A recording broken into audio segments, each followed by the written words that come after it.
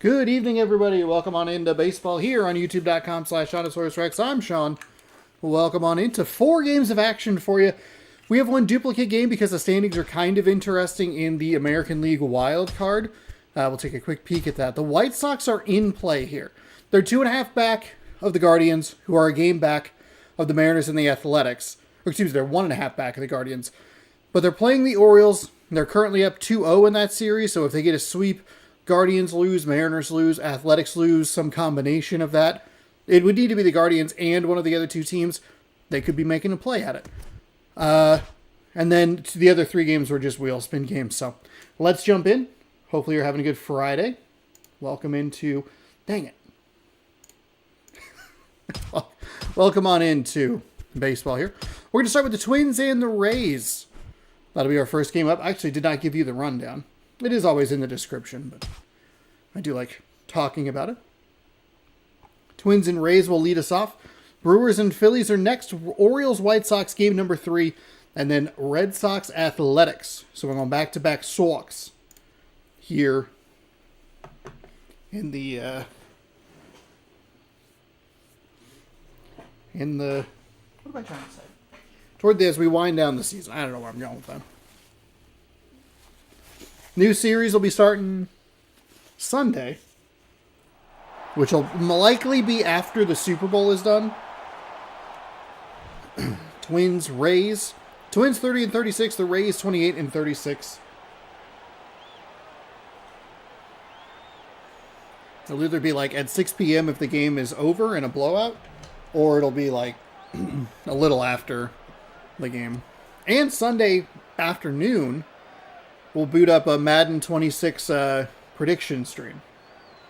Dexter Fowler leading things off for the Twins from center field. Yunel Escobar is the shortstop. Kendry Morales at first base. Marcus Thames in left. Lance Berkman in right. Chase Utley at second. Yadier Molina is the catcher. Melvin Mora. There's no B in that name. I still also called him Belvin Mora. Third baseman, and then Roger Bernardina is the DH. If the thing goes out, I apologize. Cords are right at my feet. Ross Ohlendorf. 4-7 with a 5.52 ERA, 12 games, 31.0 innings, 42, 10, and 18 strikes. What? Hits, walks, and strikeouts. Enjoy animated me for a second. Dexter Fowler. Colorado Rockies leading us off.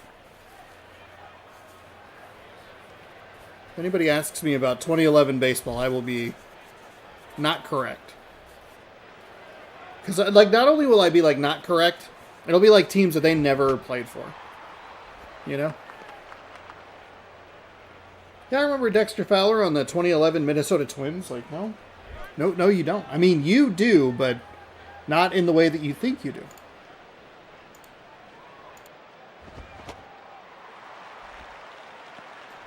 Swung on and missed. 0-2.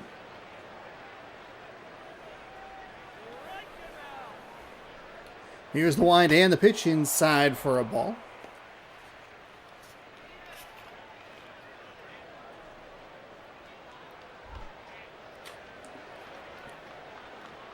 The ball makes the count 1-2.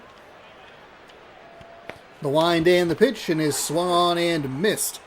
So it'll be a strikeout for Fowler. Got a little aggressive on that third pitch. It looked like it was a little inside. It just was not prepped for that pitch. Nice job by Tampa Bay there. Ohlendorf?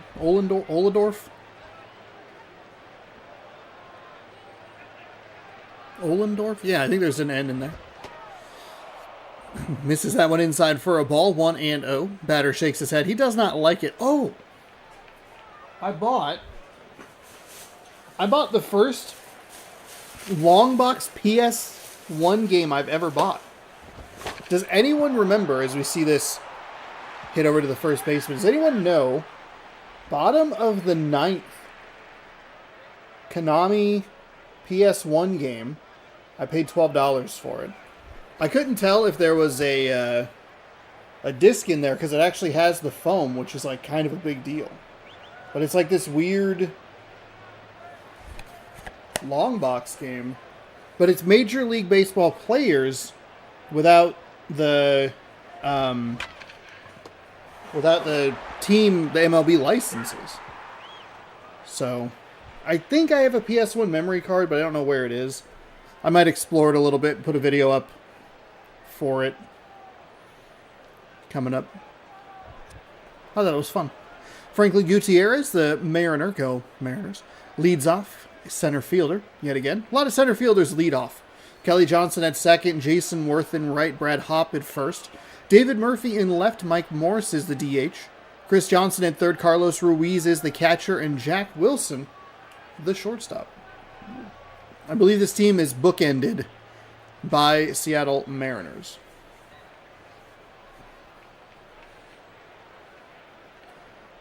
Never seen this MLB game before. Okay, yeah, I figured it was kind of a weird one. Brett Myers, 6-6 with a 6.88 ERA, 13 games, 35.1 innings pitched, 49, 16, 23 hits, walks, strikeouts. Because, like, a lot... There's a chunk of PlayStation 1 games that got long box releases like that, and then got the traditional jewel case release. I want to say Twisted Metal was one of them, but it's a very early, like, PlayStation thing. But I don't see long box games out in the wild very often. If ever. I don't know if I ever have. The weird thing is I watched DS Koopa, who owns Pink Gorilla Games, with the 3 locations in Seattle and the 1 in Vegas. So I see long boxes, but do I see them in person or through a stream? Probably through a stream. More often than not. But we'll take a peek at it.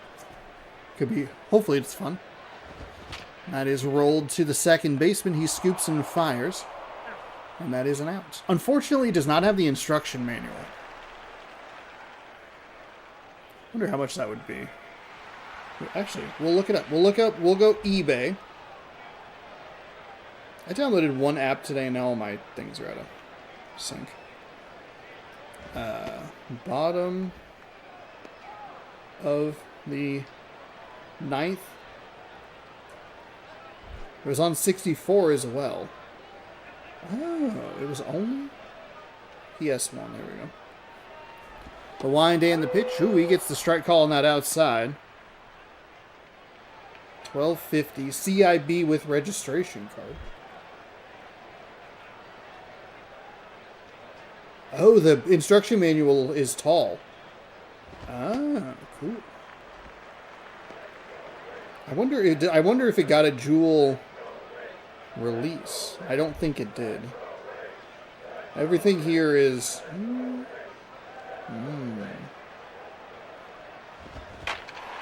We'll look it up. Heyo. How's it going there, walk-off? No, please, stop.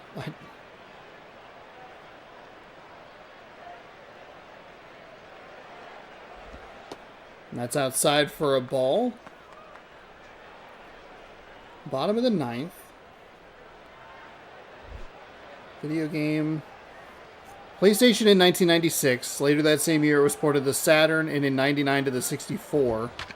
Bottom of the 9th, 97, and bottom of the 9th, 99 were released for the PlayStation.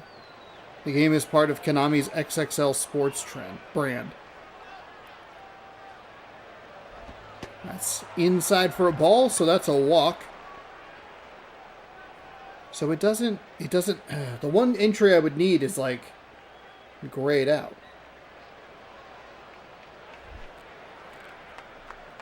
One of the earliest in Konami's franchise, this version features 300 actual MLB players, but does not feature MLB licensed teams.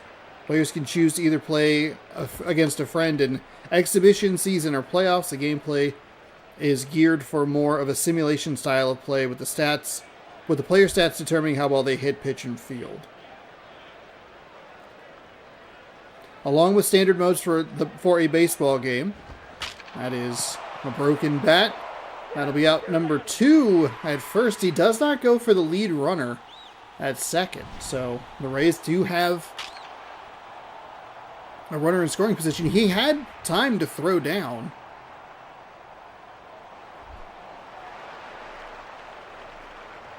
Is your PSN logo like an old 8-bit spaceship? No, mine is Ratchet & Clank's 10th anniversary. It's my YouTube name with a hyphen between Shawnosaurus and Rex.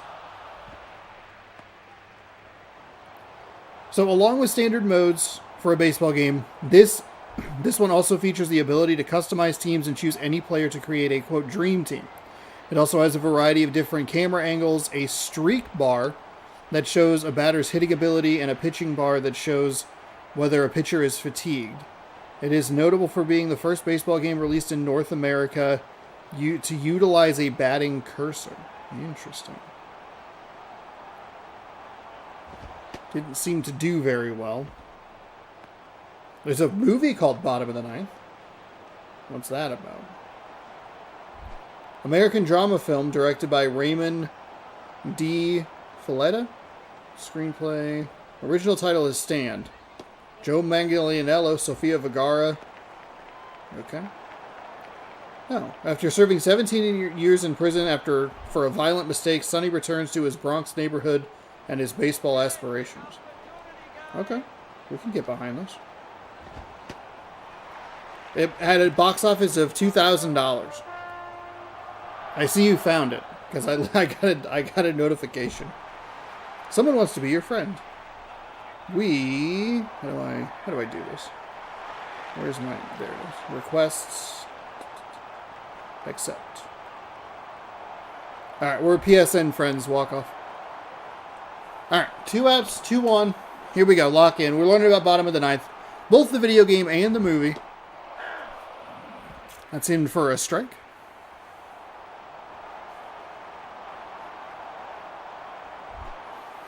That's a good thing I was reading a bunch of Wikipedia entries on my phone now, wasn't it? Or wasn't it now? Here's the wind and the pitch. It is fouled away. What are we, 5 weeks away from the show? 1, 2, 3, 4. Yeah, 5 weeks. Don't forget, everybody, to get your brackets filled out for March Mascot Madness. There's a wind and a curveball did not go. That was a dangerous check swing there. I don't know why they show that animation. They shake their head like, I should have gone. Like, not a chance. Gonna have to hit up some co-op. Hell yeah. Sounds good. 1 and 2. Here's the wind and the pitch. It is. Oh, smacked foul. He's gonna want that pitch back. That was a mistake pitch right there.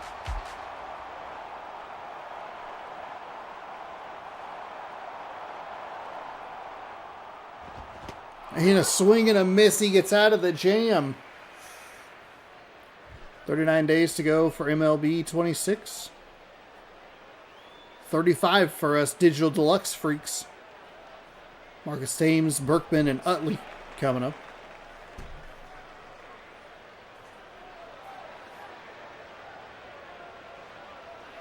Sky Zone, do you get the physical or the digital edition of the show?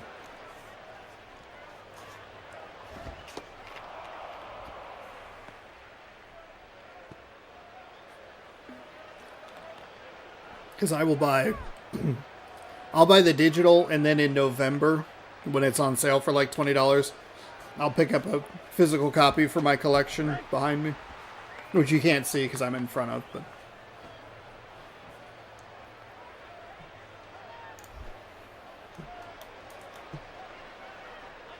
but it's there.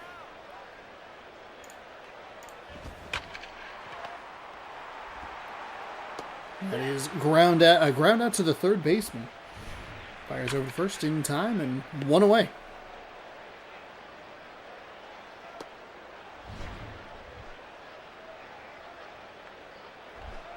Shout out to the casual animation. Oh, I didn't even look. I was at a retro store.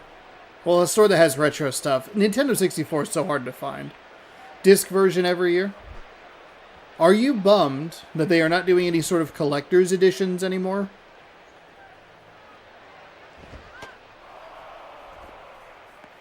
Because I kind of am, just because of, like, I bought the collector's edition of MLB The Show 17. Because it was Griffey. So I guess if you put more interesting players on it, I would care more. But also, like... Jeter was on, what, 23? For, like, the fancy edition? And you could find that for so long. Like, it wasn't a sought-after item, so I understand why they don't do it anymore. And with a shift to digital gaming, like, we're lucky to even get a disc pressed at this point. Here's the wind and the pitch. It is in for a strike. It's that inside portion.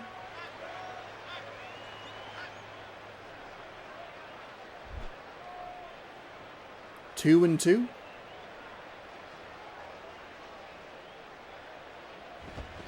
And a swing and a miss. Nice pitch. That low outside corner to the lefties, I guess I should say the low corner in that to that right side, is a little generous sometimes, so it forces funky swings like that. A late swing. Have you noticed that they stopped releasing special editions since 19?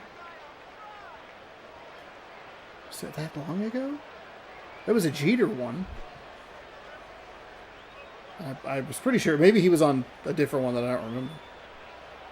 I have noticed, but I also haven't bought any. I bought one. I bought MLB The Show 17, and that was it.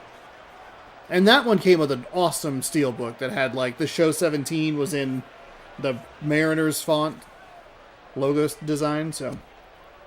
I only own a physical copy of one game and literally bought it like 2 days ago. All other games I have bought for years have been digital only. What's the physical game you bought?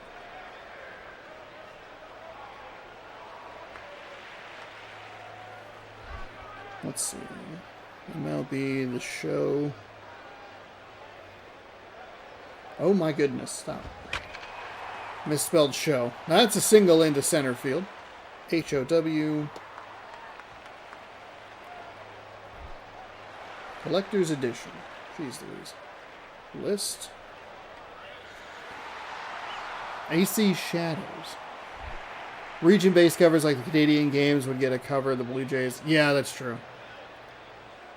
Jeter was 2023.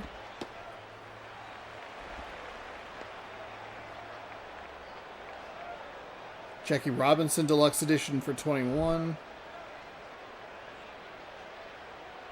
Oh, it was the... Oh, they did one for 24 as well. Maybe that was the one that I saw. I feel like I saw the Jeter one and then the Negro Leagues one for 24. That one I saw for a long time. They're good additions, though. There's a hat and a... Ooh, that went off his head. That panned off his head. Jackie Robinson's on 21 Special Edition. AC Shadows. Why'd you buy... Why AC Shadows? We're going to take a look at the replay. Sometimes I will buy physical editions if it is cheaper than the digital version. Was it the third baseman that had a shot at it? I don't think it is. No, I went the wrong way. This hit off his head? Oh. No, did it go through his glove? Oops. I don't know what this hit. Must have hit the thumb. That was, like, way less interesting than I thought it was. Never mind. That's my bad. Sorry. Play ball! Thanks for watching the replay where nothing happened, man. You're welcome. I love Assassin's Creed, and Walmart had a great sale on it. Hell yeah. Okay. That's how to do it. That's outside for a ball. 1-0. Runner on first. At least. Oh, runners on first and third. Hey, good job, Sean. You were so distracted and thinking that he got hit in the head with the baseball. Here's the wind and the pitch. That's outside for a ball. Who's the pitcher that got hit in the head and then was like, that's why you wear a helmet? And the reporter's like, no, You wear a hat. And he goes, oh. That's up the third base line. It's going to be over to first in time for out number 1. But the run scores. It is 1-0 Tampa Bay. I was wearing my hat. Or my helmet or whatever. Or I was wearing my hat. That's why we wear them. And then, like, that's a helmet. I forget what it is. It's a great clip. I want to say he's a Red Sox or a Cardinal. I can see his face, but I can't pin the name. Here's the wind and the pitch. That is lifted out towards left field. It is going to be caught, and the runner will advance to third, nice and easily. Out near the 378 marker.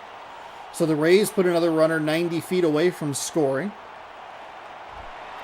And it's going to bring up Franklin Gutierrez, 350 average, no home runs, 6 RBI.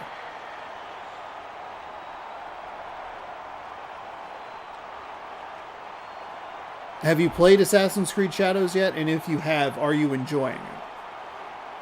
I feel like that game, and this is not an insult, I'm not trying to start anything.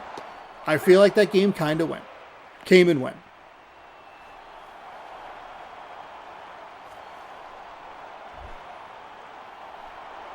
Of course, it did come out the same year that Ghost of Yotei came out. People asked the Assassin's Creed people for 10 plus years to be like, hey, go to Japan. That would be really cool. And they were like, we'll do it in 2026. And then Sony said, hello, Ghost of Yotei. They also made Ghost of Tsushima as well. Wind and the pitch to Gutierrez is outside for a ball. But I hope the people who like Assassin's Creed enjoy it. I missed the thing. Here's another pitch. That one's inside. Gutierrez with a good eye on those last couple of pitches. Where's our... Oh, are we not getting the... Okay, we are. 2-2, 2 out. Bottom of the second, a runner on third. I just started it, and I like it. I was about to mention Yotei.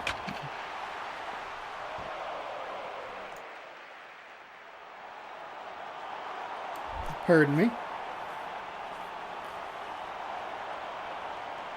But I even like Tsushima more than Yotei. I think Yotei just suffers from a sequel problem. Not that it's bad, but it's just kind of like Tsushima has the surprise element. And while Yotei can do everything in its power to be a better game in whatever ways you want, it still is like, well, it's a known quantity. So I can understand why people would like Tsushima more. Just from a broad strokes approach. Of course, if you like the story more or whatever, like I get that as well. So wind in the pitch. Yotei, I mean, honestly, Yotei kind of felt like it came and went as well. And maybe that's just because the staying power of Expedition 33 was so strong. Gutierrez draws a walk. Runners on the corners with a couple outs. Barely into shadow so far. Annoying what I've seen, though, and enjoying the mechanics. Oh, enjoying. I'm sorry, I misread that. Enjoying what I have seen, though. Here's a wind, and that is going to be hit past the diving third baseman. He just didn't have the reach. They're going to send the lead runner from first to third. The trail runner will come into second, and the Tampa Bay Rays now lead 2-0. Oh, Tsushima had a more compelling story in character. Okay, that's fair. Totally fair.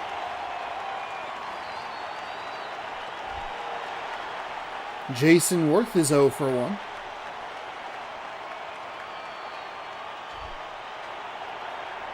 Two on, 2 out. In the bottom of the second. Twins need to keep this damage to a minimum to try and have a shot here in this top of the third. That's what they will do. As it's hit out to center field.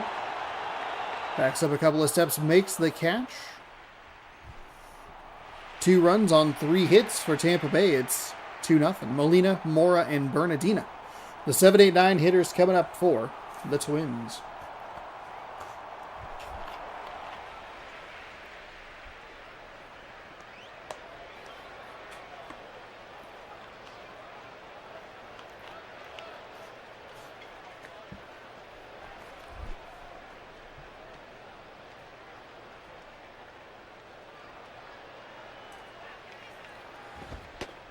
Ooh, that is inside for a strike. I don't know about that call, but the umpire says it's a strike. So, hey, it's a strike.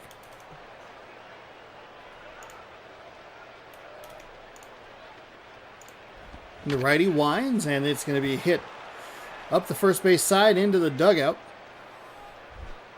I kind of paired off the bench out there. It's upstairs. Maybe he'll touch inside. Either way, it's a ball. 1-2 the count now.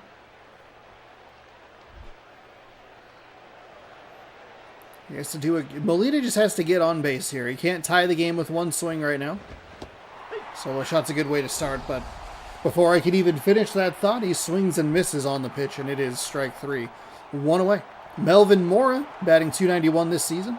He has a home run and 5 RBI. Even threw in a steal just for fun. Batting second here in the top of the third. Here's the wind and the pitch. It is outside. Ball 1.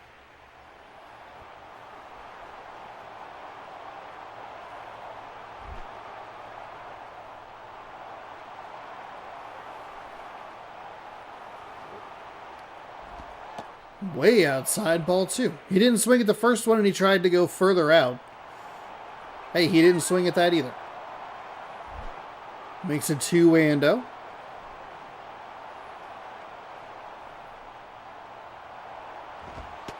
That is in for a strike at the knees. 2-1.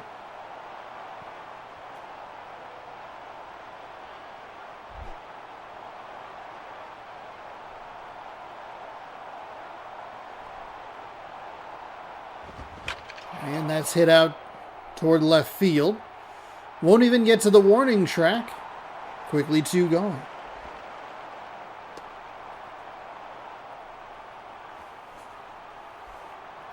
Pitcher is ready to roll.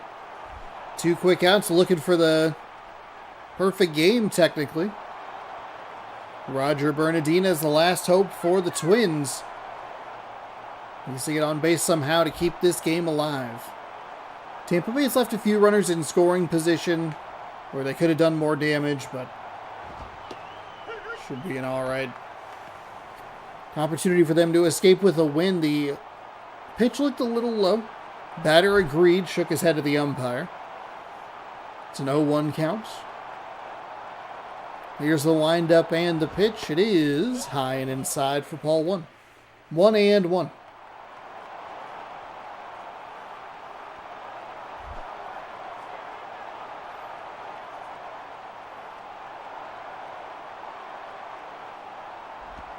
That is lifted out toward right field. The right fielder can't get it. He kind of leapt there funkily. That's going to be a hit. That's going to be a double, stand-up double. And this game is still going. Nice. He took a bad path to the ball. Like it seemed like it just kind of stayed in the air a little longer than he was anticipating. Took a weird jump. That allowed it to get all the way to the wall. That an easy double. Dexter Fowler steps to the plate. He's 0 for 1 with a strikeout. Opened up the game with a strikeout. What can he do here? And have I jinxed the Tampa Bay Rays? Here's the wind and the pitch. That stays upstairs and outside. Ball 1.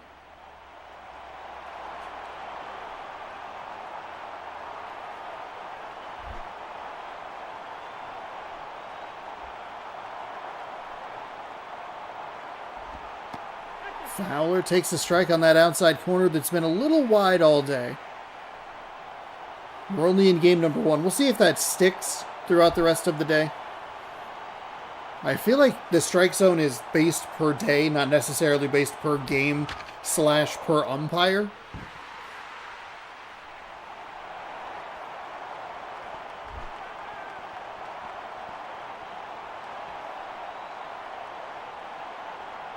Here comes the 1-2, down to their final strike. Dangerous check swing on a pitch on the outside.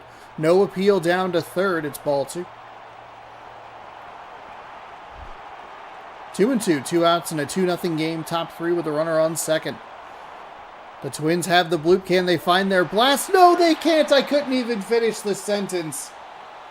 He takes a strike 3 high and inside. That will do it. The Rays escape with a victory. I don't think that... Because that would have been, that would have been Fowler, who had 2 maybe kind of funky strikeouts. Ross Oldendorf. Ollendorf. There we go. He wins. He gets your player of the game, 3 innings, 1 hit, 4 strikeouts on the day. Improves to 5-7. Brett Myers falls to 6-7. Uh-oh. 6-7. And that is the game. And we'll just ignore that I did that. How about that? Tampa Bay Rays win this series 2-1. They outbatted the Minnesota Twins. They had fewer appearances. Oh, they only had 1 more hit. 1 more hit in 3 fewer plate appearances. The only home run belonged to the Minnesota Twins, and the only stolen base to the Minnesota Twins. That was the first game of the day, so we don't have to even worry about catching up on any scores. As we go to Brewers Phillies, I believe. Yes, it is Brewers Phillies. Phillies have been a power throughout the entire season. The Phillies. Did I say the Phillies? I'm pretty sure I said the Phillies. The Phillies have been in power throughout the entire season. The Brewers have made some noise over the last month or so, but it's been a little too late. And that NL has been really tough with only the 1 wild card spot, just because the Phillies and the Marlins, are playing so well, and the Pirates have been pretty uncatchable for a bit now. So.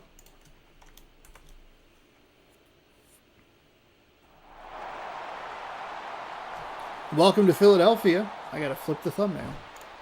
28-36 are the Milwaukee Brewers. 39-24 are the Philadelphia Phillies. Welcome on in to Game 2. Let's get this thumbnail swapped out. Bam. The Milwaukee Brewers starting lineup looks like this. Brian Roberts at second base.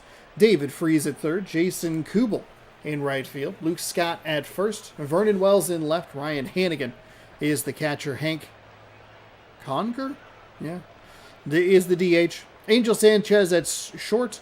And Niger Morgan is patrolling center field.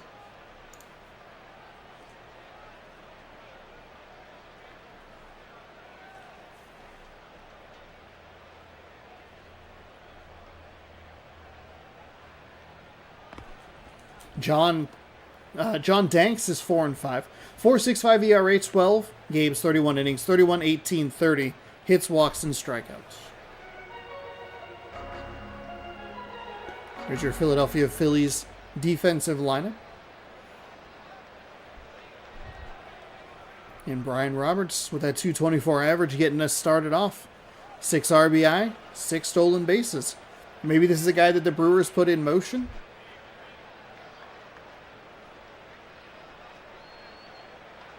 Who was I was talking to? Oh, it was the Dodgers and the Mariners, maybe. This is flared out towards the left.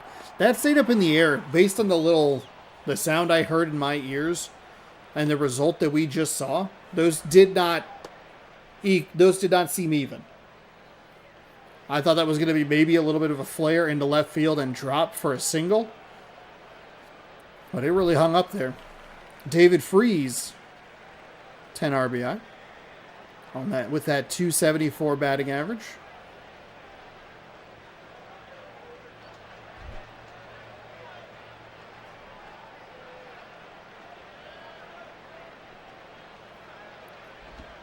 That is, oh boy, that's a curveball that's rolled over to third base. Across the diamond in time, 4 and out. Quickly 2 away. That 2 pitches, 2 swings, 2 outs. Awfully aggressive are the Brewers. Jason Kubel.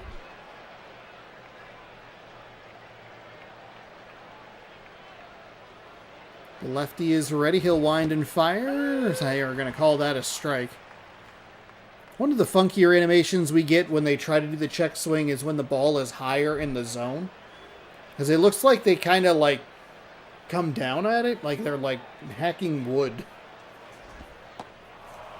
And I went to my non-dominant side. I was like, let me demonstrate how this looks weird. I don't bat lefty.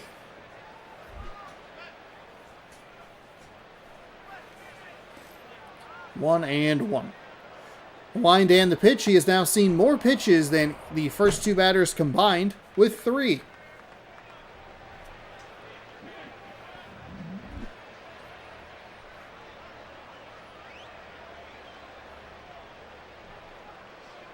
Here's the wind, and the pitch is knocked out to left field. Stay in the air for a good long time, and that will be the top half of the first, just like that. The Brewers are trying to get to their vacations, apparently.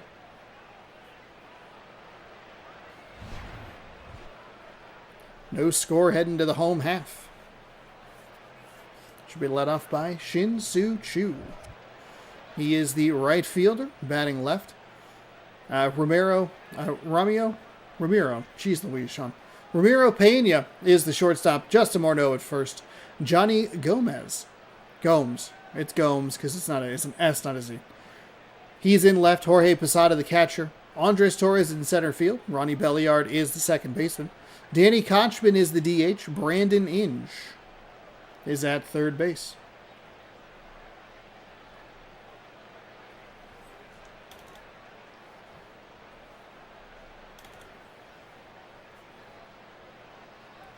Here's your starter for Milwaukee. Jake Westbrook, 6-5 with a 3.79 ERA. 12 games, 35.2 innings pitched, 44-13 and 24 hits, walks, and strikeouts. You don't love the 57 hits, walks combined in 35 innings.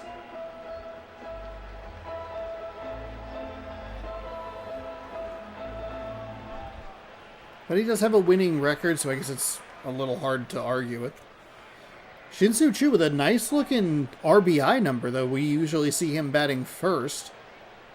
He's always been at the top of the lineup. Right-handed or left-handed pitcher. Here's the wind and the pitch. I don't think they called that on the swing, but it's a strike, I guess. 0-1. Fouls that up the third base side, and it'll be 0-2. Quickly 0-2.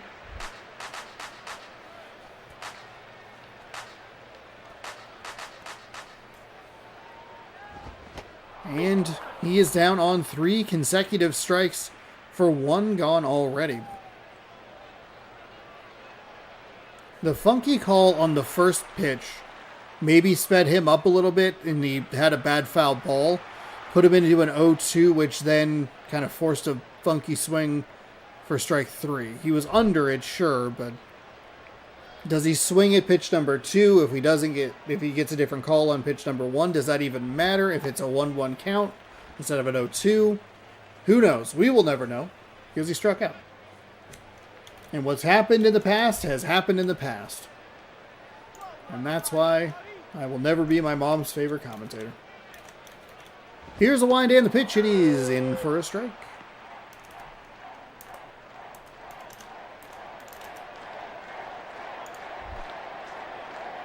I don't know why it sounds like they're cheering for a strikeout, but it always does.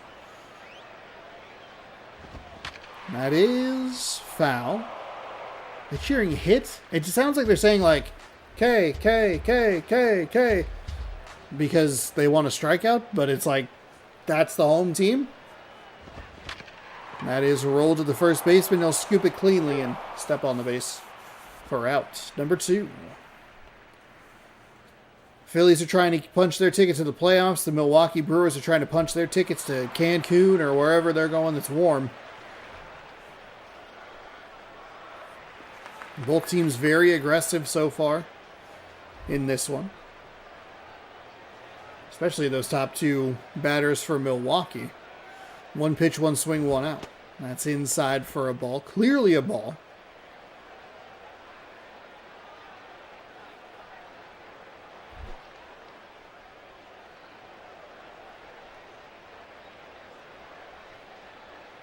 Here's the wind and the pitch. It is fouled away. Fair ball.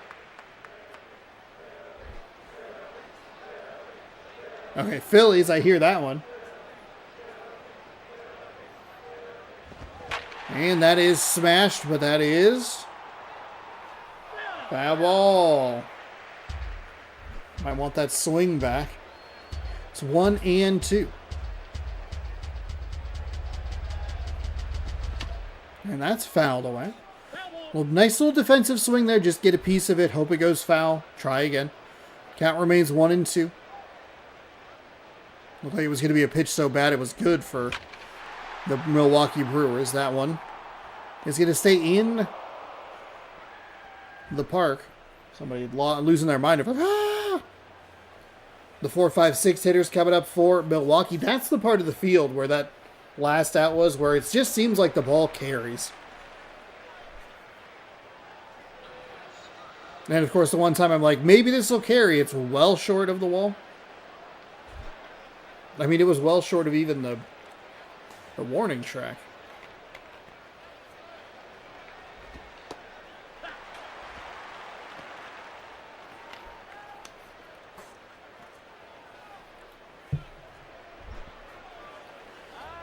First pitch is in for a strike. Takes a bit of a different approach. Holds the bat on his shoulder. Which, I mean, in current Milwaukee Brewers, you'd be surprised if people were out there swinging first pitch, but this is 2011 that we're talking about. That doesn't get the call, even though it went against Shin-Soo Choo. Funky. 2-1 the count.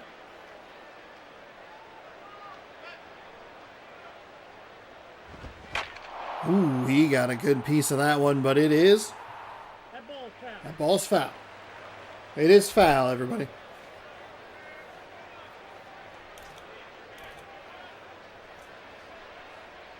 Wind in, the pitch is foul. That ball's foul.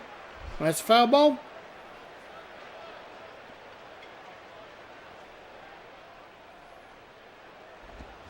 And gets the swing and the miss.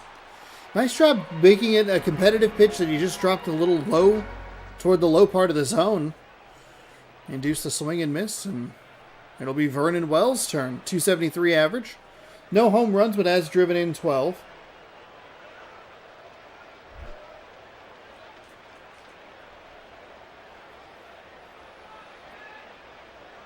What does the lefty have on offer? It's a fastball in for a strike.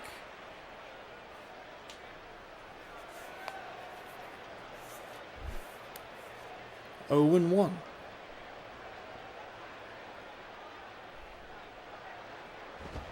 And that is a broken bat out to second base. Ryan Hannigan's next. 246 average. 1 home run. 10 RBI. No stolen bases.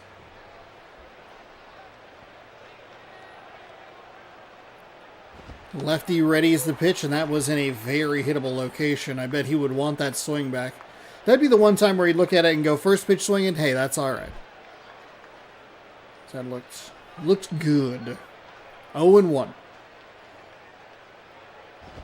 That one stays high and away. Ball 1. Evens up the count.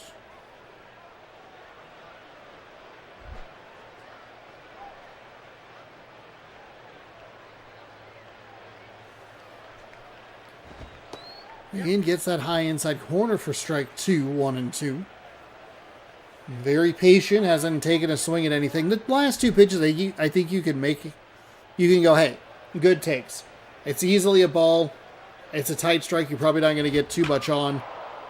Oh, the shortstop can't come up with it on the leaping attempt at grabbing that out. It's our first hit of the game, and it comes with 2 outs. And now Hank Conjure.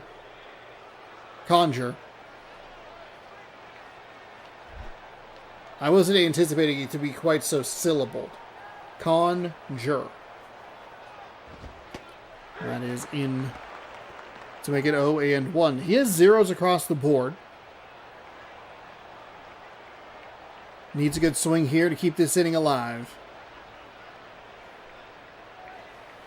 1 on, 2 gone. The lefty. The shortstop just totally vacated his defensive position. I don't know. He missed the play on the previous at-bat, and then just didn't even try on that one. Angel Sanchez. Yes. A very low batting average. That might be that guy's first hit of his career. Conjure.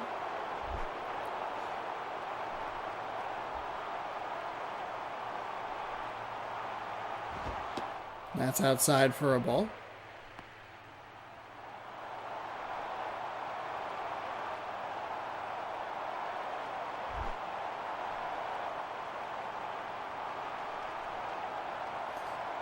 Lefty winds and fires. Gets the inside edge for a strike.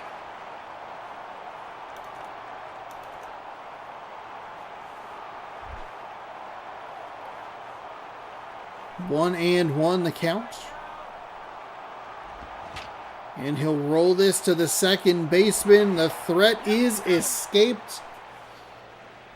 Milwaukee needed kind of not...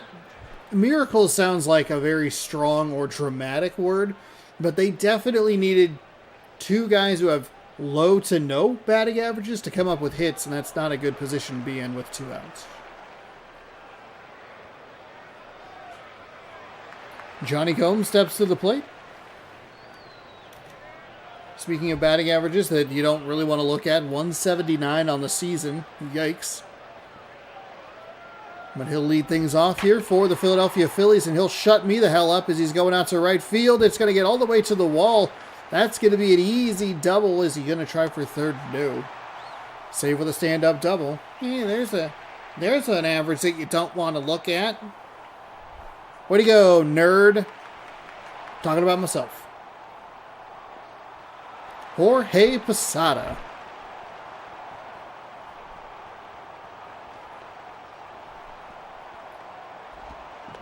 Oh, that's going to get away from the catcher. That's a bad time for that to happen. Runner advances to third with ease.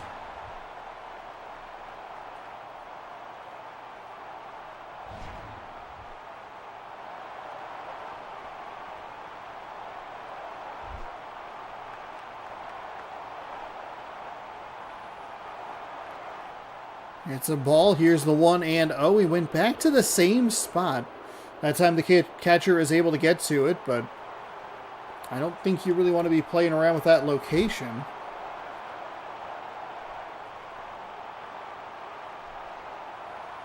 The righty winds and fires. That is hit well out toward right center field. That'll get down off the grass to the out-of-town scoreboard. The first run of the game will score, and it's another stand-up double. Andres Torres.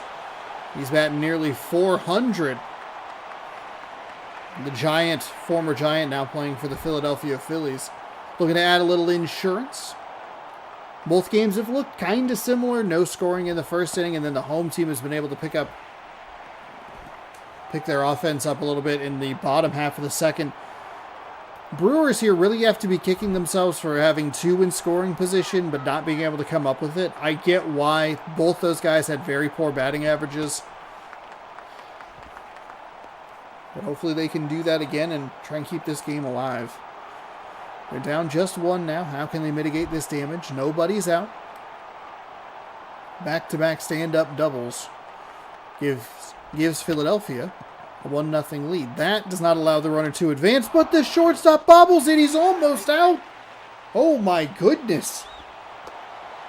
Oh my goodness. He commits the error, almost gets bailed out. I don't know why it takes the runner so long to get back to the bag, but it almost cost the Phillies dearly in that situation.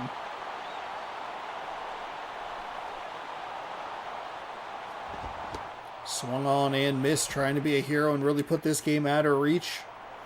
Can't get to it, and it's 0-1.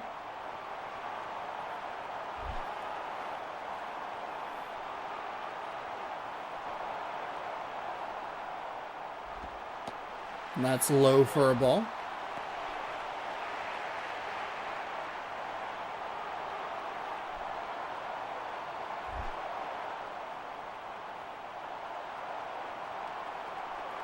One and one. Here's the wind and the pitch. It is fouled away.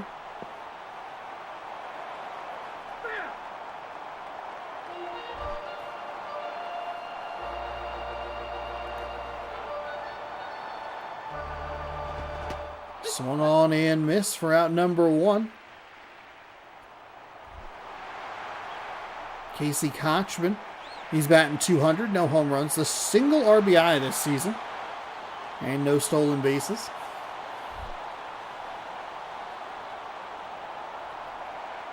I mean, double play ball's in order. That shortstop can sure write himself a nice story if the pitcher can give him something that the hitter hits on the ground, it goes to him. He can start that double play and erase that error. That one's upstairs for a ball. I did forget that the runner from second did advance to third on the passed ball. Maybe a wild pitch, because catcher didn't really have much of a shot at it. That's a pitch that's so bad it's good for a strike.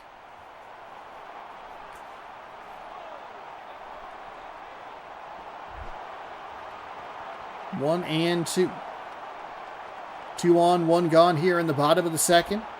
That is way inside. He's really teasing that inside portion against these lefty hitters. And it's not looked particularly smooth. 2 and 2. Feel like he's playing with fire. That is foul up the first base line. My goodness, that was close.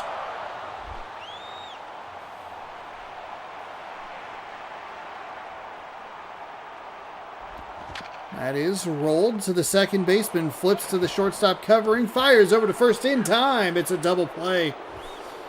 Phillies come up with a couple of hits, and they get a bonus runner via the error, but can't do much with it. It's the 2 leadoff doubles and then a strikeout into a strikeout, a walk, and a double play. It's 1-0. Niger Morgan. Now, if the shortstop is coming up for the Brewers, which I don't know where he is in the lineup, if he hits a game-tying home run, his error is absolved. Now, granted, his error did not lead to any extra runs. But you don't need to put that much stress on everybody, you know? Yeah, Galad Bay. 1-0.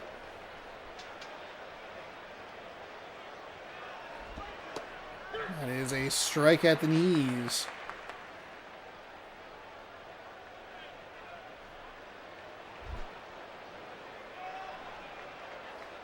One and one. Lefty is ready. Winds and fires, and Morgan pushes that foul. That ball's foul. That ball, I tell you, that ball is foul.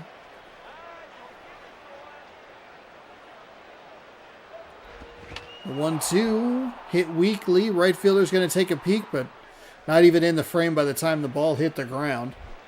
1-2.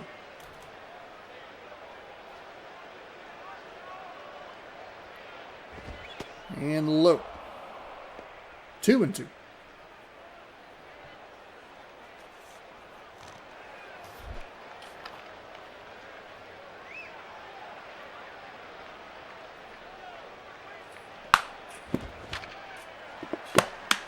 Foul up the third base side. Sorry for the crinkly bottle.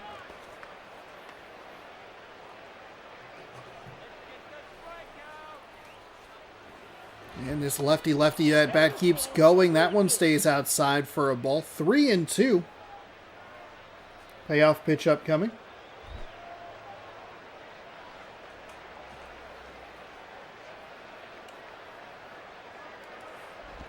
And that is a walk. So a nice at bat there by Morgan. He does a great job, fouls some pitches off, some good takes there. I think the Phillies pitcher maybe overpitched a little bit, especially on those last two, because it was way outside and way low, so there was no real reason for him to even think about swinging. Brian Roberts, the second baseman, is 0 for 1.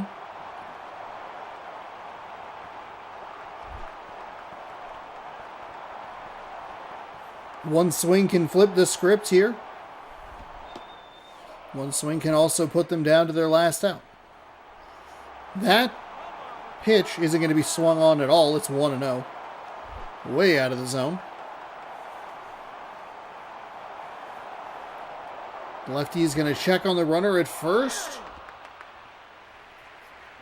He's safe because they always are.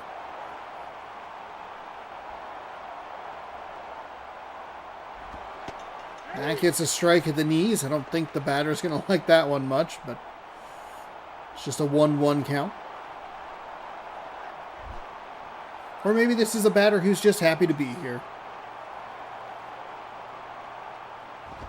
That is driven out towards left field. Left fielder takes a peek at it. Makes the reaching grab for out number 1. Double play still in order.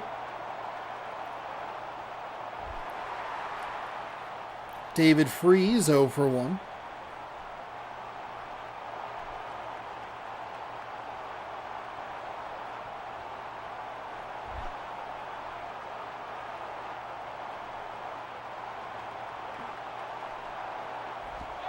That's inside for a ball.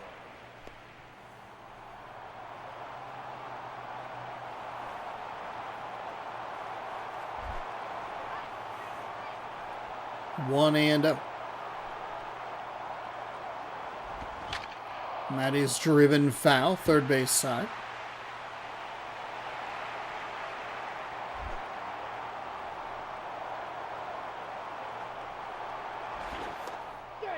Safe. Everybody was delayed on that. The pitcher just gets the shortest end of the stick there.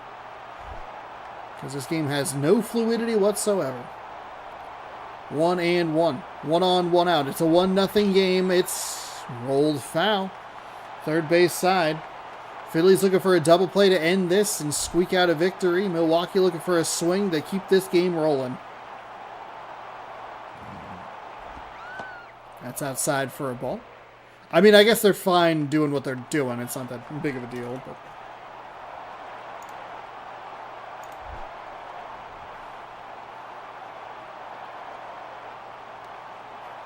Two and two. That is swung on and missed. Now the question's going to be, is this game going to punish the Phillies for not turning a double play? Jason Kubel. He's stepping in. They're going to check on the runner at first. He's still safe. Bit of a dangerous throw. First baseman does a good job to snag it to his left.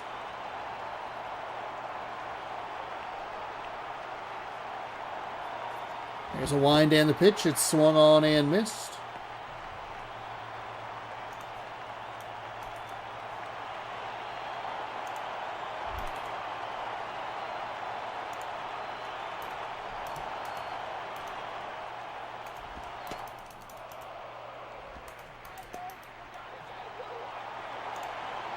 Oops.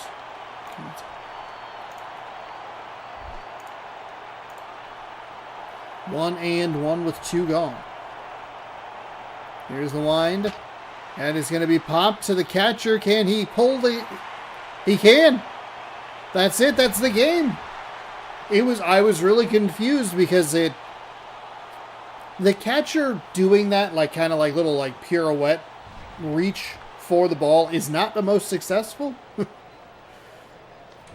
And so we have a game that went pretty similarly to the first one here. 1-0 instead of 2-0, but no scoring in the first, and then the home team is able to score in the second, and then nothing in the third.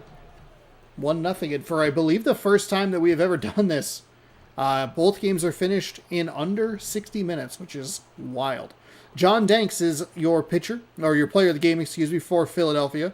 3 innings, 2 hits, 2 strikeouts. He improves to 5-5. Jake Westbrook falls to 6-6. We had 1-0 your final. Couple of hits for each side. 1 error. Did not cost the Brewers. They were able to pick up that... They were able to pick up the double play, and Philadelphia only scored after the back-to-back doubles. There was a wild pitch in there. He would have scored regardless. Even if you took the wild pitch out and him advancing to third, he's going to not have much of a problem getting home, but... The Rangers beat the Blue Jays 2-0. Angels over the Guardians 4-3. That's huge. We'll talk about it in a second. Tigers over the Yankees 1-0. The Nationals beat the Cardinals 3-2. Mets over the Padres 3-1. Phillies over the Brewers 1-0. Now, I mentioned Angels They knock off the Guardians 4-3. We have the Orioles and the White Sox coming up next. You can see, where is that record? 34-31. Both these teams are right there. The White Sox, if they can get a win here, they would sweep the Orioles, probably more or less knock the Orioles out of the playoff race. They would keep themselves alive, and they would match the win total. The difference would just be the loss. So let's jump in. It's game number 3. Orioles and Red Sox from the south side of Chicago. Thanks everybody for watching. If you're enjoying the content, be sure to hit that like button. If you want more, subscribe. I appreciate it.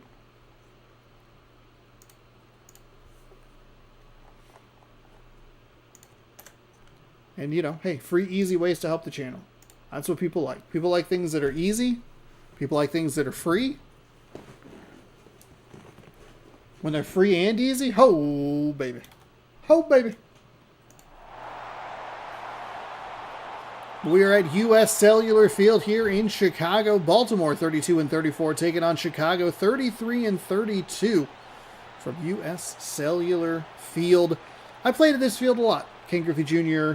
baseball, this copy that I have, it doesn't work, but we had this game as a kid, and I always played as the White Sox. I don't know. I think I probably liked Frank Thomas. I just didn't realize it because he was a big, towering dude. I don't know why I wouldn't have played as Seattle and Ken Griffey Jr., but whatever. John Jacob Jingleheimer-Schmidt will lead things off for the Orioles. He is the DH. Luis Castillo, not that Luis Castillo, at second. Evan Longoria at third. Rick Ankiel in left. Derek Lee at first. Corey Hart in right.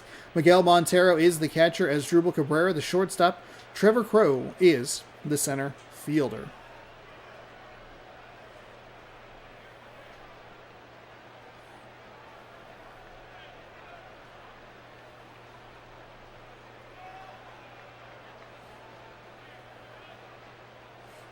I think I was going to mention earlier that I was at a retro store, but they don't, like, 64 is hard to find, so I didn't even think to look for one of the Griffey games. Tim Lincecum, okay, 5-6 with a 5.02 ERA, 13 games, 37.2 innings pitched, 35, 10, and 39 hits, walks, and strikeouts.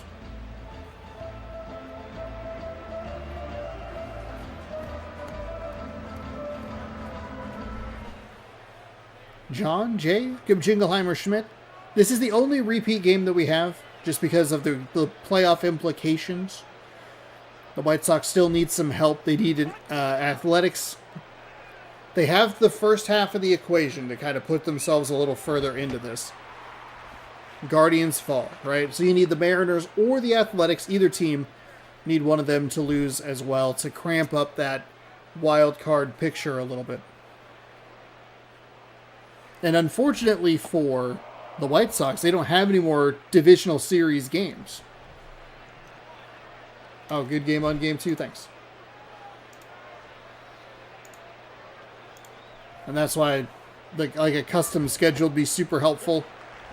Because we had all of our division games were in the first like 3 weeks. And then there's like a bunch of the season left. It's like, shoot. If I could have flipped them, I would have loved that. The wind and the pitch is inside.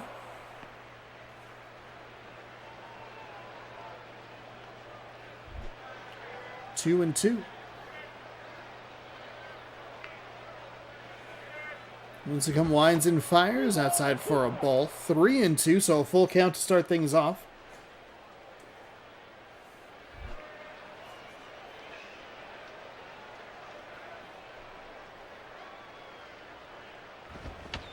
That is fouled away. That ball is foul.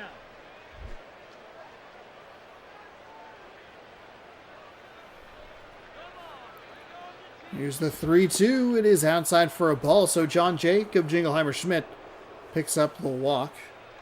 And not a good start for the White Sox. What I want to look at here is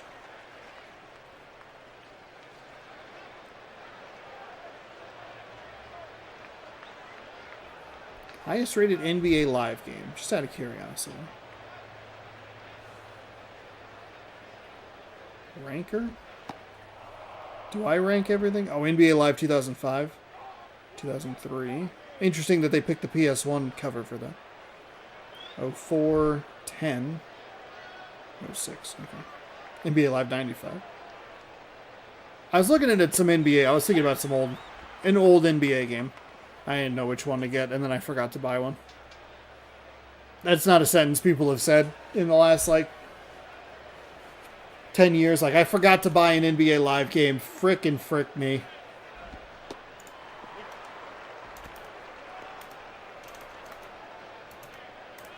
Oops. Ah.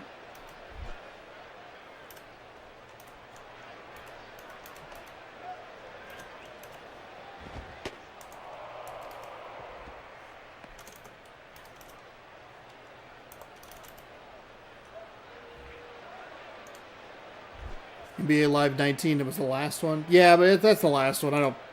I don't need the last one. I just want the highest. I distracted myself because I was looking at the 360 section that I didn't need to look at. I'd just buy one on PS2, I know. Oh, they're going down for a steal a second. He is safe. How did he? I was ready to call it. He was so out. How was he safe? God, this game is so dumb. He goes all the way up here and then is like, okay, now what? Oh, tag. So bad. Also, 2K13 was the last one. Oh, MLB 2K13. Yeah, but he should be out. I mean, that right hand is in. I don't know why. I always sit so far away. His right hand is in. I'm not arguing with the result. I'm arguing with the game on its stupid garbage. Just so everyone knows. That is a walk. So, good news for the Orioles. They were safe at second because they should have had 2 on with nobody out. Lincecum with his second walk already.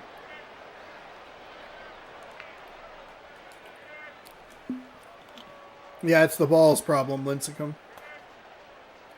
Now, the White Sox do give themselves a little bit of a buffer. They're only a game and a half behind Cleveland, right?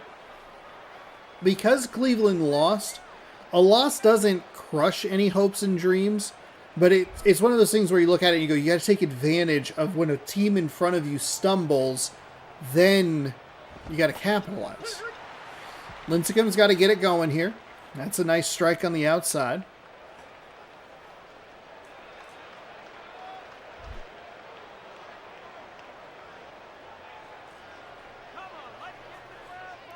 The wind and the pitch is low for a ball. 1-1.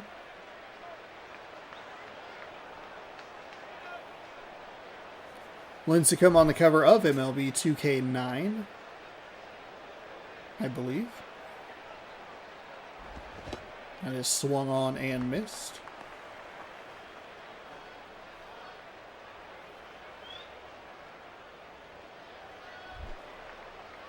It is indeed Lincecum. Here's the wind. The pitch is swung on and missed. Longoria is down on strikes, and now it makes things a little easier for this White Sox defense if they can roll a double play, try and erase those walks that Lincecum issued, and send this to the bottom half of the first scoreless. That is asking a lot. Lincecum hasn't looked great, and a ball upstairs does not help. Baltimore has done a nice job at forcing Lincecum to throw a lot of pitches, and so they have benefited from his inconsistency greatly. 1-0. As Lincecum winds and fires, that's in for a strike. Nice pitch. 1-1.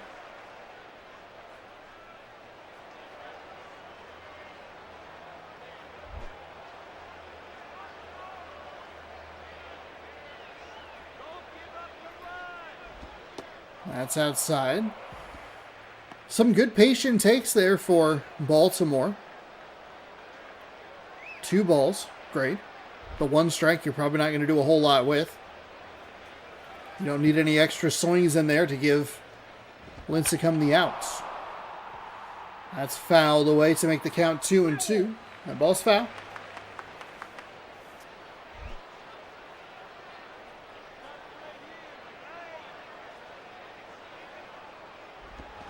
That is swung on and missed. Okay.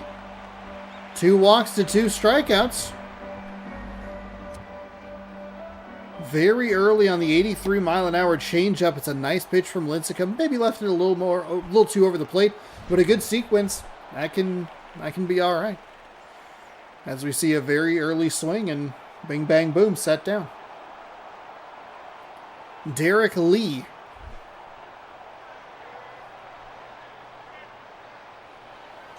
Two on, 2 out now. Lincecum goes to the shortstop. He bobbles it. Does he have time to get the ball over there? He does. It's out number 3.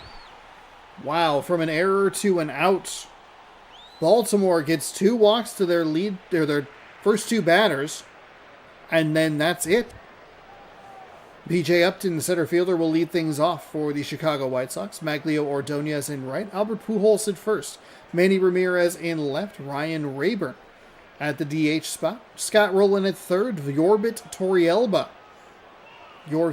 Torrealba is the catcher. Sean spells his name correctly. Rodriguez is the second baseman. Jed Lowry is the shortstop.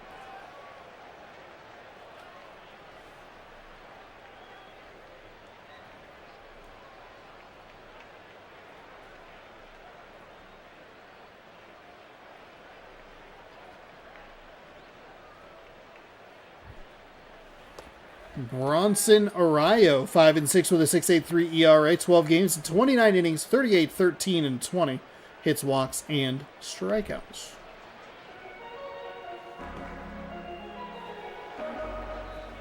Tap, tap.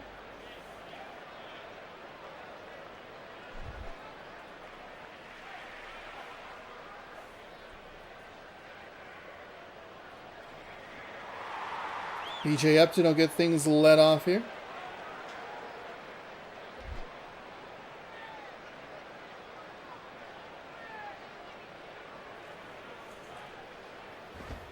That is upstairs for a ball. See if this Orioles pitcher, if he can have a little more command than Lincecum did. Not a great start. It's going to be my question anyway, but that'll be rolled over to the second baseman. Maybe a 2. Oh, he threw it over his head. Oh my goodness. The Orioles had one of the easier outs you'll see. There was no reason for him to rush this throw. Just sailed on him.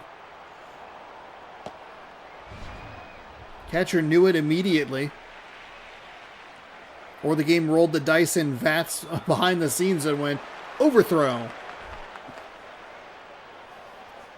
So an error for the Orioles, and that is an aggressive swing from Maglio Ordonez. 0-1, he was trying to put him on the board for 2.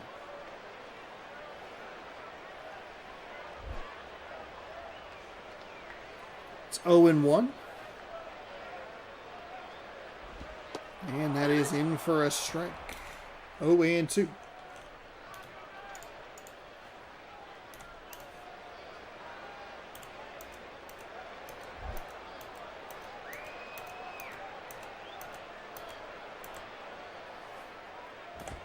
There's the wind and the pitch. It is swung on and missed. He went high and inside.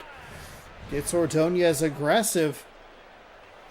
And, oof, that is a perfect swing timing, but that doesn't matter when the pitch is nowhere near hittable. Albert Pujols, 9 home runs, apparently led the National League last year. I don't know about you, but I think that might be wrong. 1 on, 1 out. That's outside for a ball.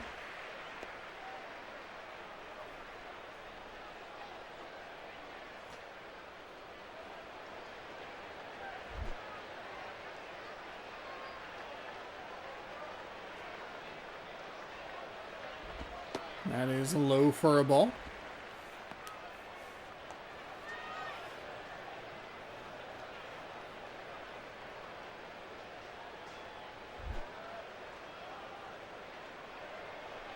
Two and oh. The wind and the pitch is lifted to the first base side. First baseman off the bag, waves everyone away and makes the grab. Okay, they're close to getting out of this aired inning with nothing going on, but Beatty Ramirez might have something to say about that. He was on the Cardinals earlier, and then he got traded to the White Sox, which was kind of cool to see. He's safe at first. You don't have to throw over. You're not going to get him.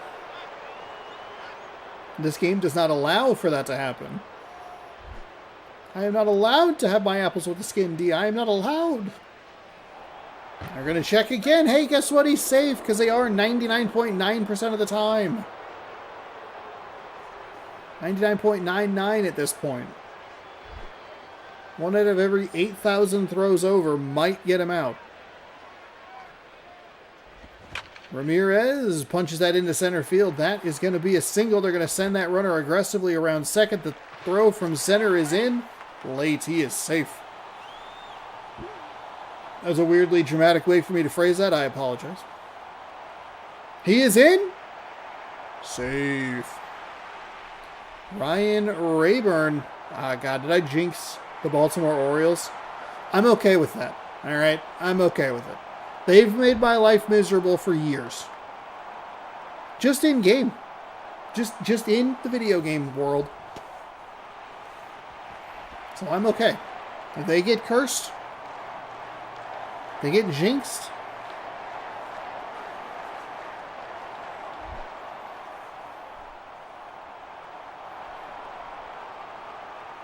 Here's the wind and the pitch. It is in for a strike at the knees.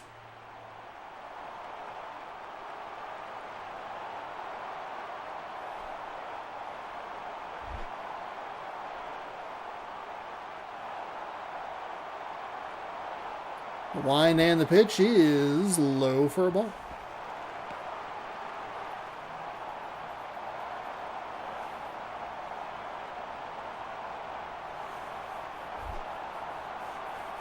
Two and one. Runners on the corners with 2 outs. That's in for a strike. 2-2.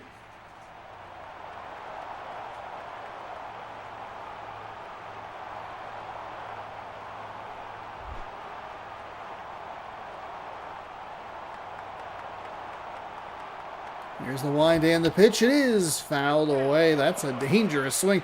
That's a similar pitch to the one he got Maglia Ordonez out on. Earlier in this inning, he went high inside. It's way out of the zone. And that's going to be rolled foul. He is in an auto swing mode. Pitcher is trying to figure out how to get it by him, but just can't come up with the answer. 2-2. 2-on-2 out here in the bottom of the first. That is a curveball. He is going to want that one back. Oh my goodness. That looked like it was in such a hittable location.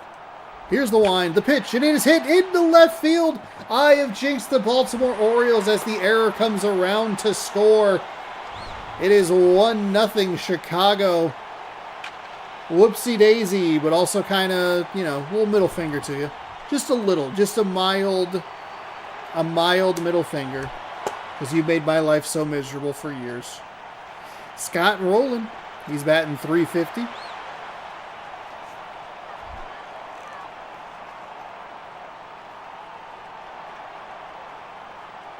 The wind and the pitch, he's going to be rolled to the third base side. Fired in time for out number 3, but not before Baltimore is able to put up 1 run on 2 hits. The error, or excuse me, Chicago, I apologize. Chicago comes up with 1 run. 2 hits, 1 run on the error. And that will do it for the bottom of the first. I had to get a new pair of earbuds because I put my earbuds through the wash for the 2nd time this year. So that's exciting.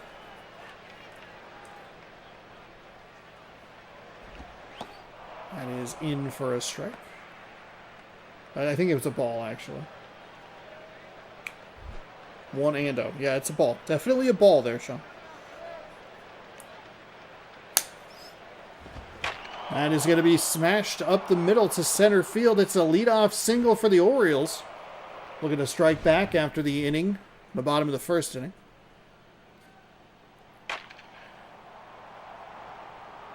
Oh, here, I'll put these. I can put these on the charger. My headphones will reach. Cord? Oh, God. It's all the cords. By cords, I mean cords. Just take the headphones. Just take the headphones off. I pulled my own hair. Golly. It's almost like I was going to get a haircut, except for Google Maps absolutely effed me today.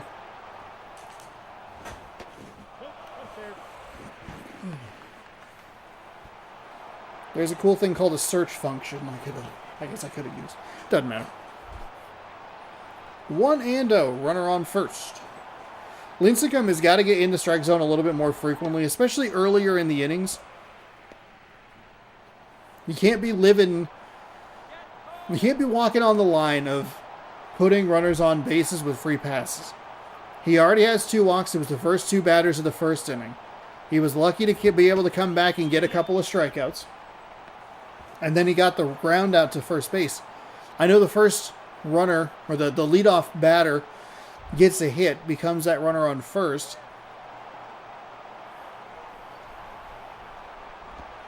That's in for a strike. Got to keep those base paths clear, Lincecum. They are working with a 1-0 lead here. 2-2 at the top of the second. Nobody gone. A runner on first. Lincecum winds and fires. It stays upstairs. Definitely wanted to get cute and clip the top of that zone. Not my favorite decision, but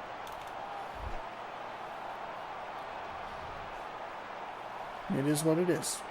Here comes the payoff pitch. It is hit. Second baseman comes up with it. He's going to throw to first. Smart play.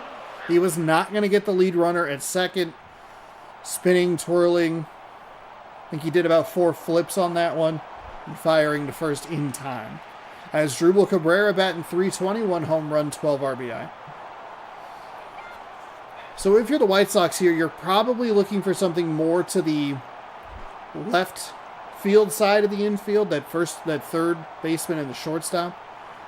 Prevent that runner from advancing, which is not what they're going to do. I didn't even finish the thought. That's like the 3rd time today already. Well, I guess we're in game number 3 already.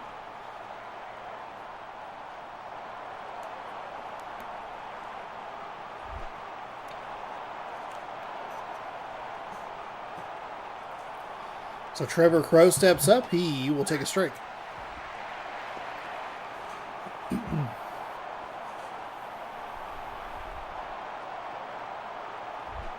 Oh and 1.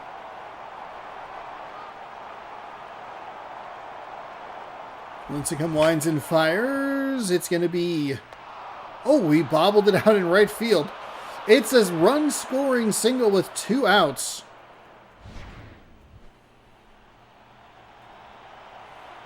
The walks don't end up biting Lincecum. The 1 hit that he gave up did, though. And that's why you're talking about, hey, you need them to, try and hold that runner at second. See if you can induce a ground ball to the third baseman or to the shortstop. Hold that runner, throw it over to first, get out number 2, and at least make it a little bit more of a challenge for them to get home. He's going to get a strike call at the knees, 0-1. I feel like I'm jinxing each team just a little bit.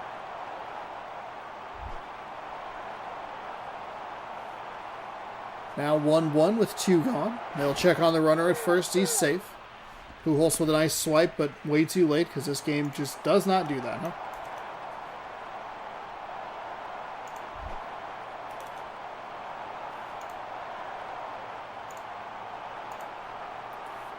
Lincecum fires a nice strike on the outside.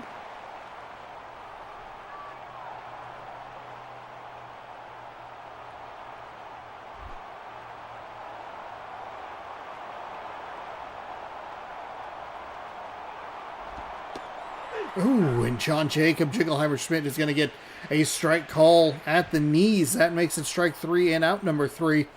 2 hits for each team, 1 run for each team. The error is kind of the difference in the game right now. Instead of a 1-0 game, it's 1-1. Yorvit Torrealba steps up. He's batting .343 guilty spark. 3 home runs, 14 RBI. As the White Sox get ready for the bottom of the second. That is inside. Definitely said the wrong team. And then I had to adjust my sentence on the fly. as the 1-0 to Torrealba. 2-0 as that pitch misses outside.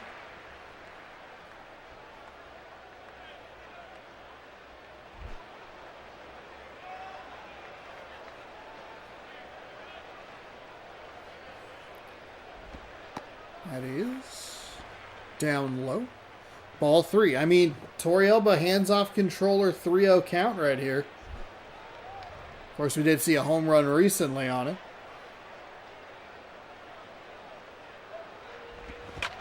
Okay, he went with a swing, and that is a foul ball up the third baseline.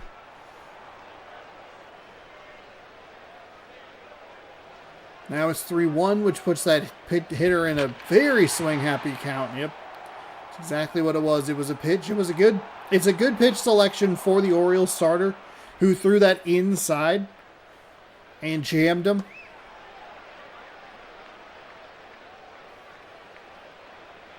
Able to still get a pretty good chunk of power on it, but the left fielder is there for the Cats. Sean spells his name correctly, Rodriguez.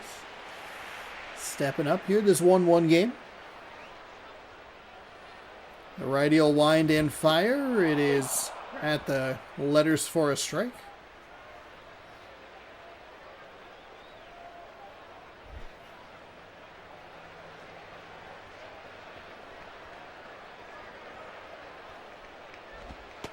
That is outside for a ball.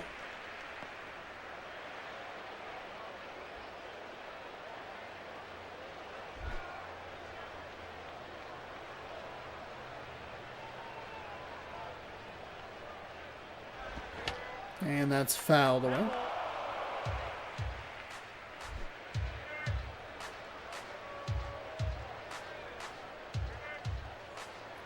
One and two, and that is hit foul, first base side.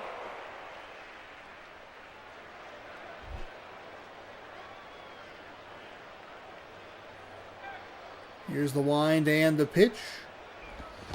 Swung on and missed. So a nice inning here for the Orioles defensively. That 3-0 swing was the 3-1 swing was so bad. I think that result would probably hit because on a 3-0, it seems like the zone can get a little wide sometimes, and it's like kind of just an automatic strike, which would then force a 3-1 count, which the batter's still going to swing at anyway. It's not like the 3-0 pitch threw things off, and it was like, well, it could have been ball 4, blah, blah, blah.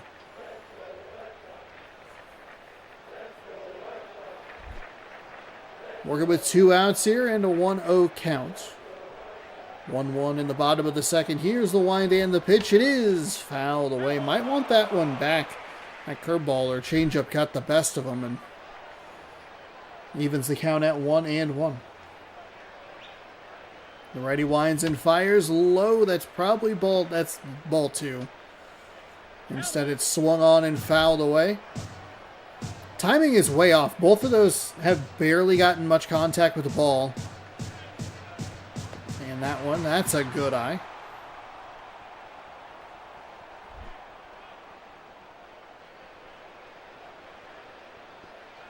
Here comes the 2-2. That's well outside. 3-2. So payoff pitch on the way with 2 gone.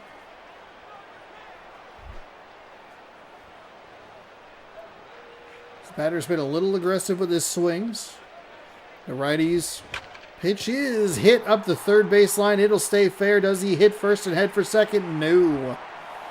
Didn't get super deep out to left. I get that. But sometimes I feel like the depth versus the speed of the ball balances out maybe. Like if it's a slow roller into left, you might have enough speed to get there before versus if it gets out there quickly but it gets deeper.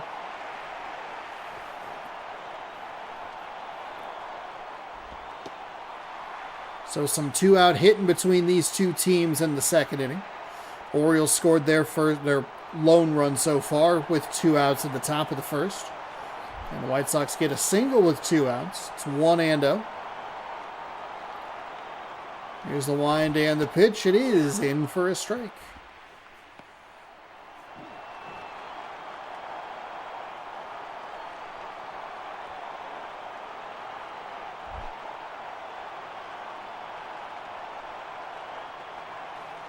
1-1. Winds and fires way upstairs. Nice job by the catcher to make sure that doesn't get back to the wall. Don't want to put a runner in scoring position.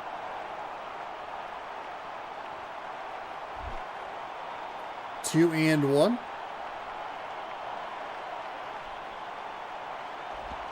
And it's going to be a ground ball to the shortstop. Off balance throw on the out number 3. So 1-1 as we head to the third. See what these teams can do. Maybe not go wildly into extra innings, please. White Sox pick up a hit, but unfortunately they're not able to do anything with it.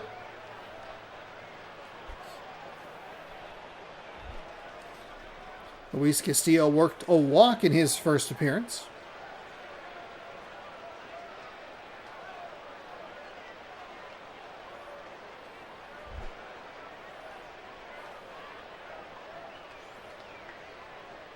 Lincecum is ready. He gets a strike at the bottom of the zone. Gets ahead of the leadoff batter, which I don't really think we've seen much of today.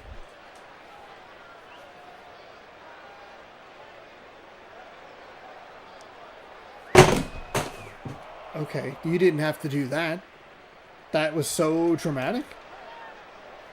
It just slipped out of my hand. Cool. Great. I now get to watch the replay of myself. That's awesome. Look at it and then just not put it anywhere near a solid surface.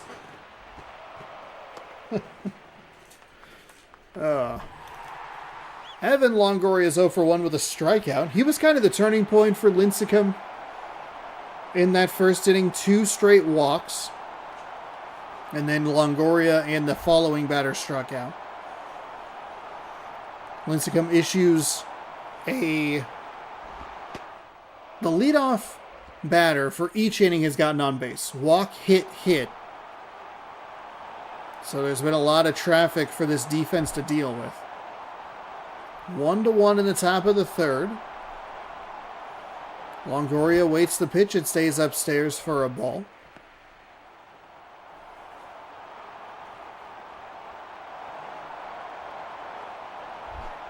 Two and 0. Lincecum nods his head in approval.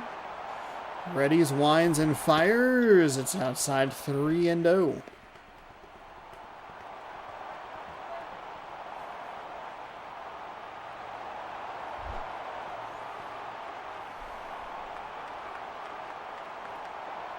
Here's the wind. I mean, Longoria. Okay, never mind. I was going to say, again, the hands off, but the 3-0 just in too hittable of a spot. Longoria drives it to the opposite field, and Rick Ankiel 0 for 1 with a strikeout. Working with 2 on, nobody out. Lincecum winds and fires. Ankiel thought about it, able to hold back. No appeal down to third. The pitch is outside for a ball, 1-0.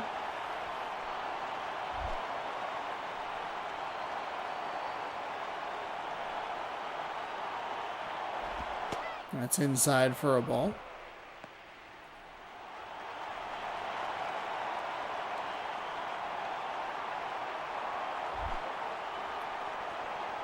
Two and 0. That is in for a strike on the inside. 2-1.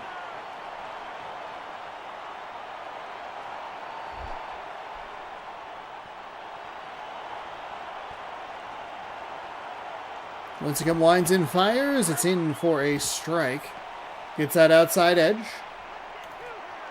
Evening things up a little bit there. 2-2.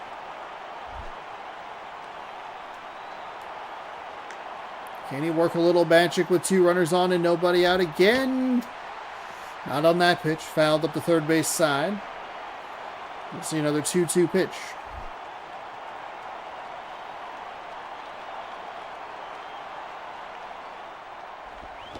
And a swing and a miss. That was a little bit of a desperation whiff there. Yeesh, that was not good. Lincecum with a nice pitch there. And they're going to go to the bullpen. They'll bring in a lefty. Jeff Francis 5 games with a 1-3 record, no saves, a 4.76 ERA, 11.1 innings pitched, 6 walks, 8 strikeouts.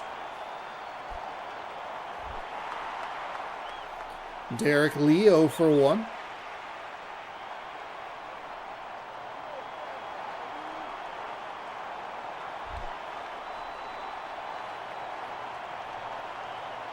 So the lefty working with a couple on.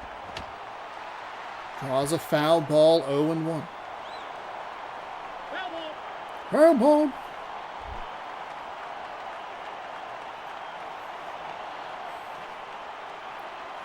The lefty fires. That's going to be rolled. Shortstop comes up. Backhand toss. It is in time to first. A double play to end the top half of the third. 4 hits for Baltimore, but can't come up with anything. It's the second time in this game. Weirdly enough, the first in the third inning, right? They put the first 2 batters on base, and they don't come up with any runs. They get a 2-out single into right, and that's when they are able to score. Real weird.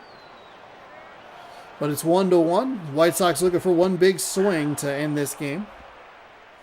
To strike on the inside to make it 0-1 to the leadoff batter, Ordonez.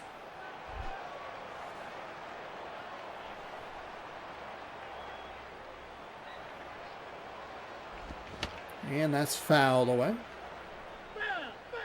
Foul.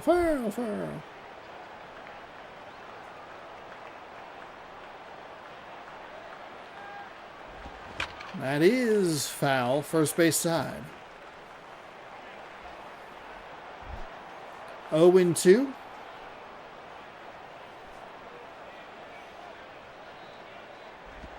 Ordonez gets got on a pitch on the inside. Second time we've seen this pitcher do that to Ordonez. Have him with a 2-strike count and throw it inside. First time he jammed him and got a pop out to left. The second time he gets the swing and the miss. Pujols is 0 for 1. He's got 9 home runs with a .282 average this season.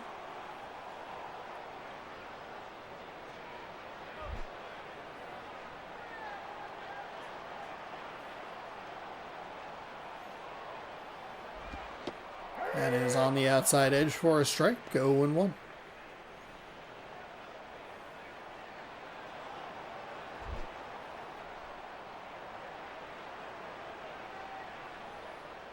Here's the wind and the pitch.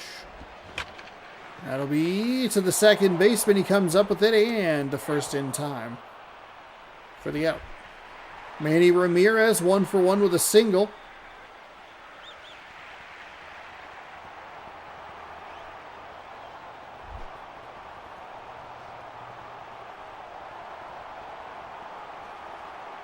One swing had ended here for the White Sox. Not on that pitch. That was upstairs for a ball. 1-0.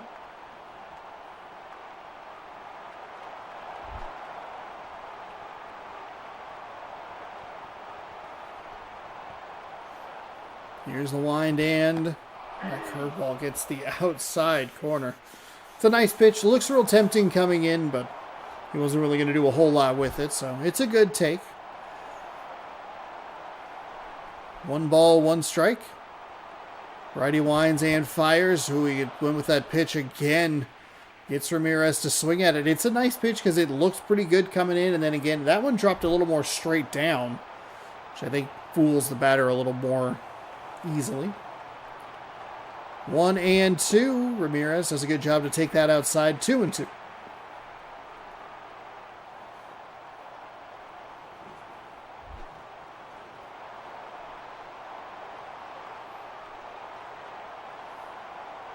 The wind and the pitch is swung on and missed. He goes back to the movement and gets him to go. So the White Sox come up with nothing in that one.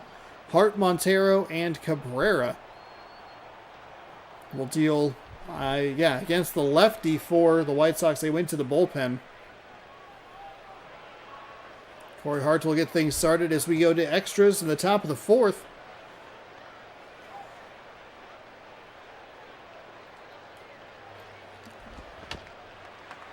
Hart fouls that one away, 0-1.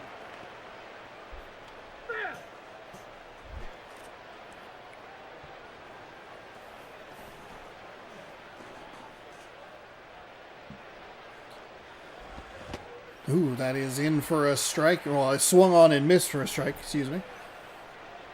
0-2.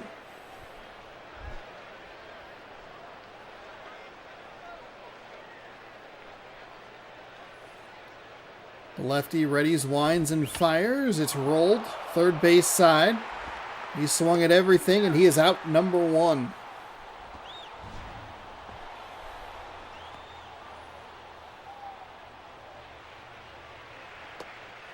It'll be interesting to see what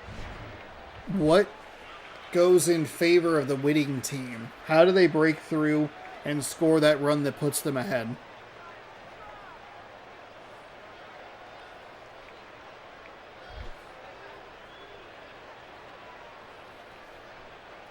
The pitching at times has been kind of just good enough.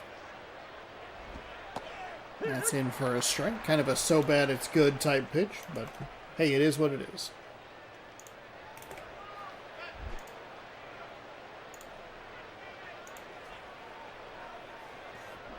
Oh, and 1. The wind and the pitch is swung on and missed.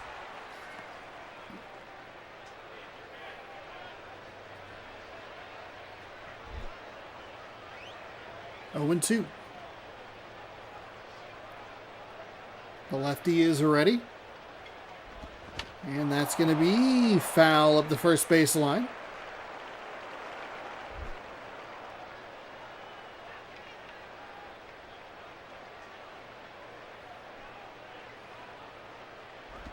And that's low for a ball. 2-2.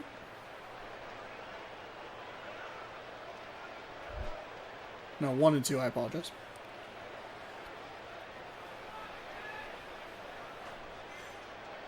Here it comes, and there it goes. It's outside for a ball. Now it's 2-2, and we can be sure of it this time. 2-2, mainly because we were wrong the first time. Corrected ourselves. 1 + 1 is 2. 2-2. The lefty swings and misses. He goes back to the outside. Gets the swing and miss and puts him away for out number 2. As Drupal Cabrera 0 for 1. He's batting .316 this season with a home run.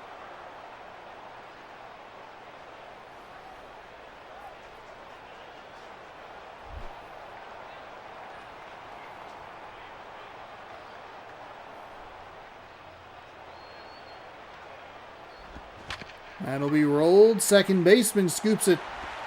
Fires in time to first for out number 3. So again, the White Sox with an opportunity. One swing can walk this game off. Rayburn, Rowland, and Torrealba coming to the plate in the bottom half of the 4th. The Orioles will head to the bullpen. Jesse Carlson, 5 games, a 1-2 record, no saves, a near 8 ERA in 8 innings, 4-4 walks and strikeouts.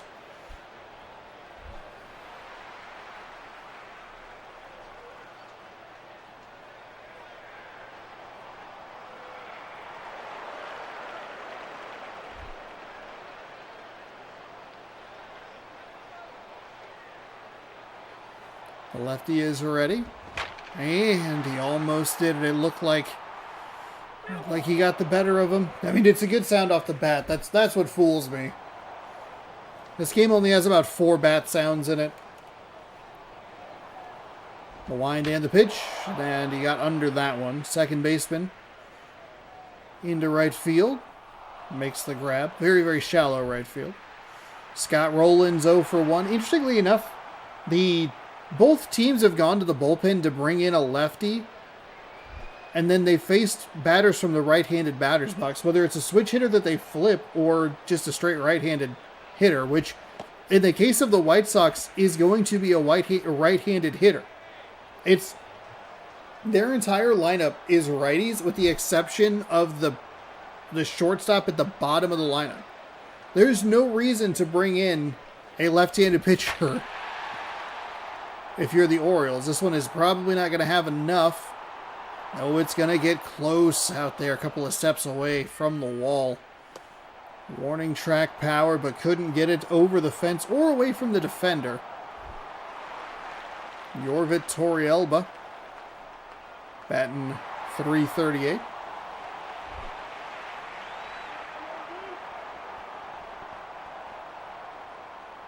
Here's the wind and the pitch. Torrealba takes a strike to make it 0-1.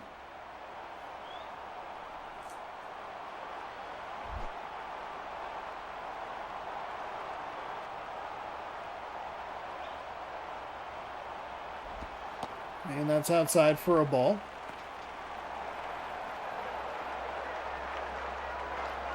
I'll check and see if there was anything interesting. Pistons clobber the Knicks by 38. Wow. Funny enough, I see the one time I see like an NBA suggested video, it's like, the Knicks are on fire. They've won 8 straight. Not anymore, they haven't. Oh, there were only 3 basketball. Oh, it's only Friday. Never mind. For some reason, I thought today was Saturday. Yes, what a win. It's not Saturday yet. Let's go. 2-2 with 2 gone. The lefty is ready. He winds and fires outside for a ball. 3-2, so a payoff pitch upcoming. Are we heading to the top of the 5th? Are we staying in the bottom of the 4th? Are we going home? Here comes our answer. Ooh, fouled away. We're staying in the bottom of the 4th. Same question, same multiple choice, A, B, or C. The lefty, we're staying in the bottom of the 4th. Same question, same answers.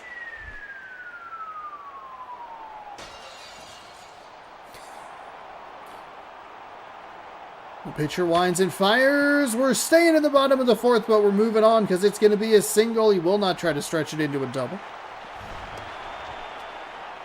So a 2-out hit for the White Sox. Now, I don't know what Jorvit's speed is, but they will not sub him because the game just does not have the logic to know that this is technically an extra innings. Sean spells his name correctly. Rodriguez stepping up here with an opportunity to maybe end this game. That's a strike low. 0-1.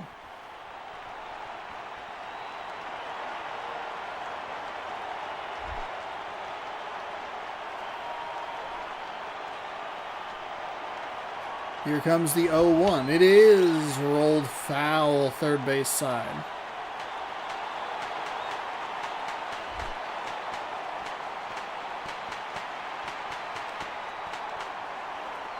The wind and the pitch is swung on and missed. We're going to the top of the 5th. What is it going to take for one of these teams to break through? 4 hits for each side. The error is literally the difference in the game. If he does not yeet that ball to the first base dugout,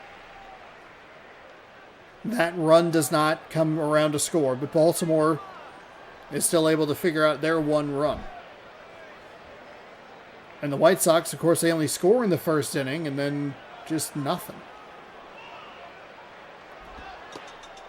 If you were to pick which team would be a little more annoyed with themselves, it would have to be Baltimore. They, in the first and the third innings, have put runners on first and second with nobody out. We're back in an odd-numbered inning, so does Baltimore do that again? No, because that's going to go out to center field for an out. 1 away.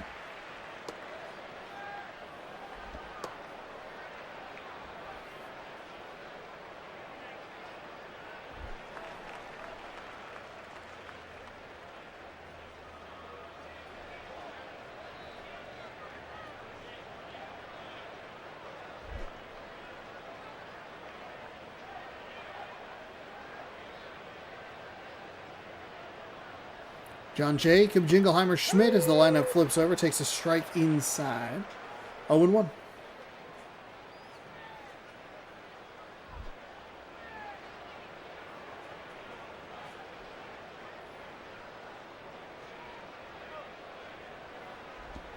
That is fouled away. 0-2 to Jacob Jingleheimer Schmidt.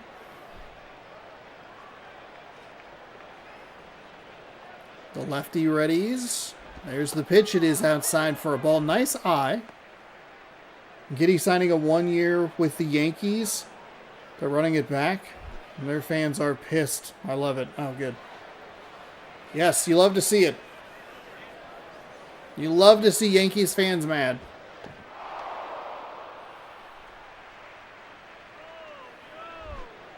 Somehow Yankees fans are able to take like a level of obnoxious and then like find an extra gear when they're irritated.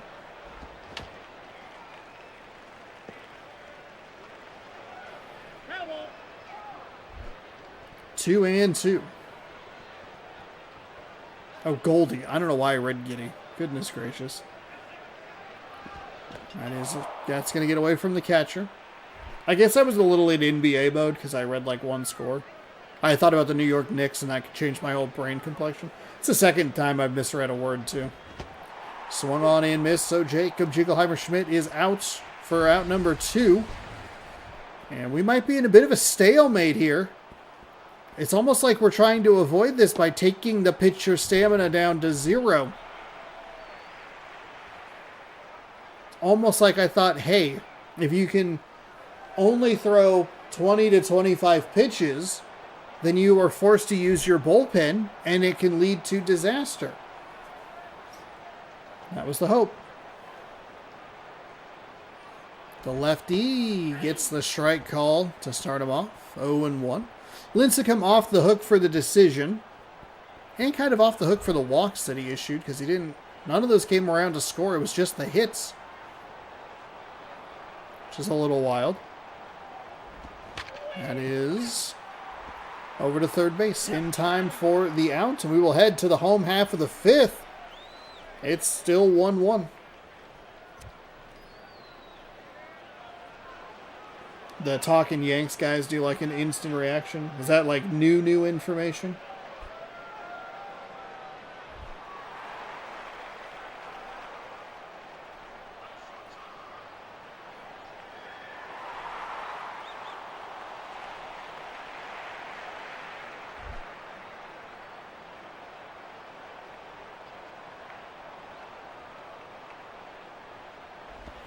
That is... Oh, my... What? Okay, that's the weirdest vacation that we've seen. Positional vacation that we've seen. He bopped out of the way. We'll take a look at the replay. BJ Upton's up. He's batting .363. We're going to take a look here at this second baseman, who should have the play, by the way. We're going to do kind of what we normally do. We're going to look at where the ball lands. It lands here-ish, which is literally one step to his left. But he goes like a weird route. Still almost gets to it. Weird. It's almost like this game is broken.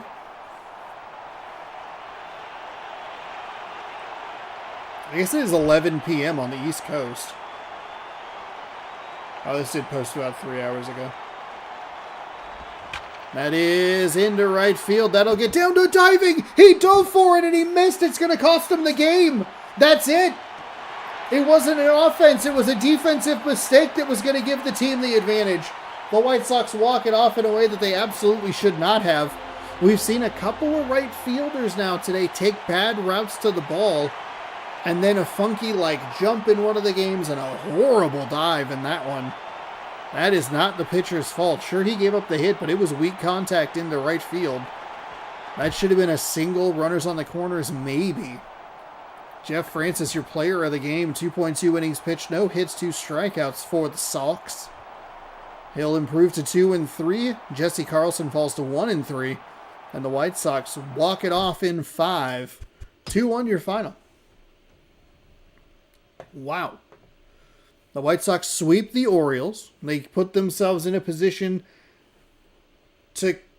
I guess they kind of put themselves in a position to put themselves into a position for a wild card spot. There are 2 games that the White Sox are going to want to keep an eye on as we work our way through this the rest of the afternoon. Mariners and Athletics. So ironically, it's the final 2 games of the day. And that'll give us a better idea of if the White Sox are going to be able to make that jump. Do the White Sox... Let's take a look at the White Sox schedule here. The Sox play Kansas City. Okay, so that all of a sudden becomes an interesting series. They play Baltimore again. They get the Red Sox, the Angels, and the Red Sox. Red Sox, Angels, Orioles. They can make some damage against the Kansas City Royals. We might have to watch some of those games because the Royals are only 4 games up. That's a 3-game set. Let's view today's games. Let's catch up where we left off. Apologies. Where did I leave off? I would have caught up on all of them? No, that sounds wrong. What did we watch? Brewers Phillies. Yeah. Reds over the Marlins 2-1. And the Pirates over the Dodgers 9-1. There's that Pirates offense that we recognize. 2-1 White Sox over the Orioles in walk-off fashion. Final game of the day for us. Second to final game for the day. 12-5. What? Holy moly, what game was that? Who played that game? Was it the Rockies over the Cubs? Or no. Yeah, Rockies over the Cubs.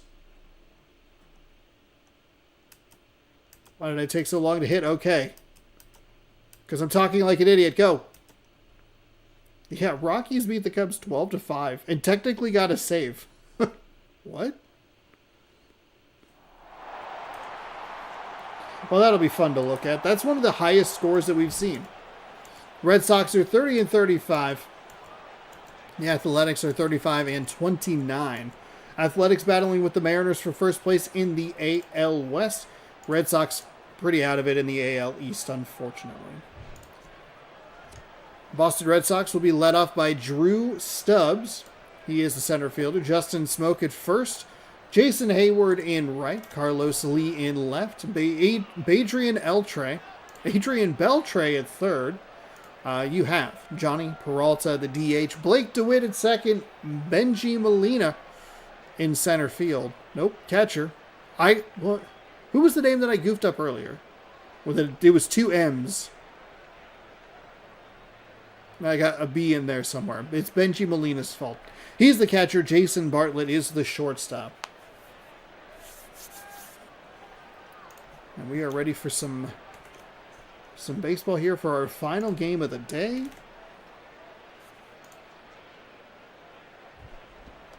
R.A. Dickey is 5-7 with a 4.91 ERA. 12 games, 29.1 innings pitched. 34-8-12. You like that walk number, but you'd like to see those strikeouts up a little bit. Just a little bit. Doesn't have to be astronomical. But also kind of, not that bad. Drew Stubbs, 2 home runs, 3 RBI with that 346. famous third baseman Badrian Eltre. He's my favorite third baseman of all time.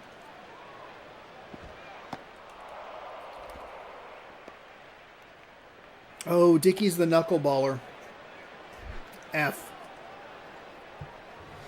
Starts out with a 1-0 count. And gets the knees for strike 1.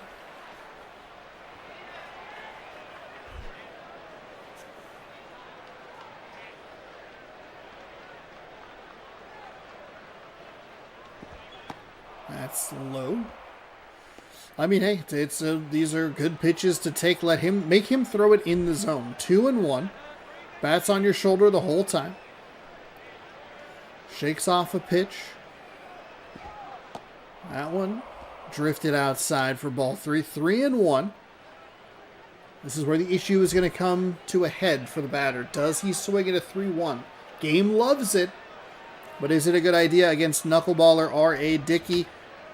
Yeah, yes and no. Probably going to be a strike anyway, but fouls it away. 3-2. Nobody out.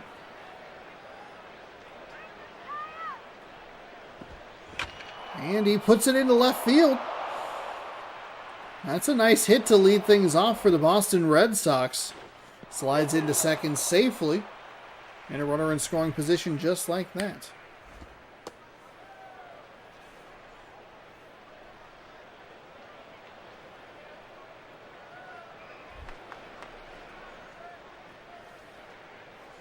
Justin Smoke batting .317.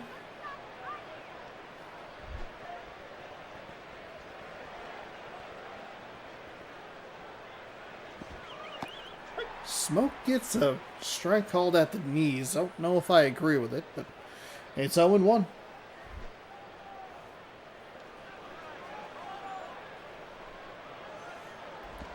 Here comes the 0-1. This is inside for a ball. 1-1.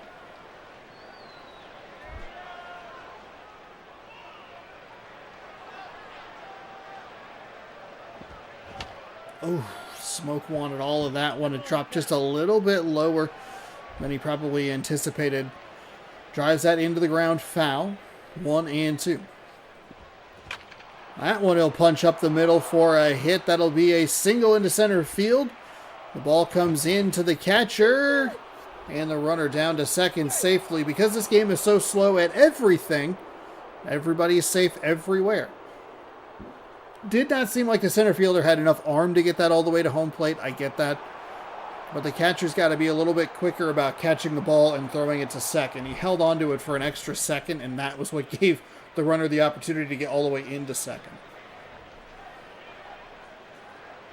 Good news if you're a Chicago White Sox fan. They can, should this result hold, granted it's very early, batter number 3 of the first inning.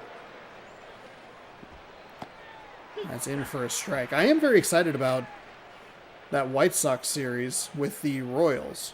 Curious to see how that goes. We'll check out the first game for sure. That'll be the stream on Monday. Part of the stream on Monday. And then we'll see. He went out and tried to get that one. Hayward did. Drives it foul. Probably pretty easily a ball. But instead it's strike 2. We'll take a look at that first game. See if Chicago can pick up some ground on the Royals. Because that can start to make things real tight again. You'd have the Royals, Guardians, White Sox, Athletics, Mariners all kind of fighting for division leads in the wild card spot. And that's what you want. You just wish there were maybe a little more in the way of divisional games late in the season.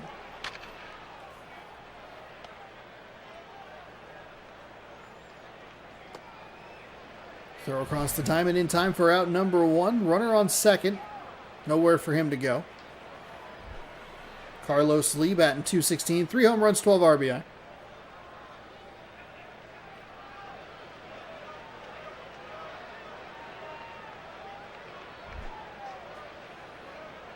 One on, one out. Carlos Lee steps in.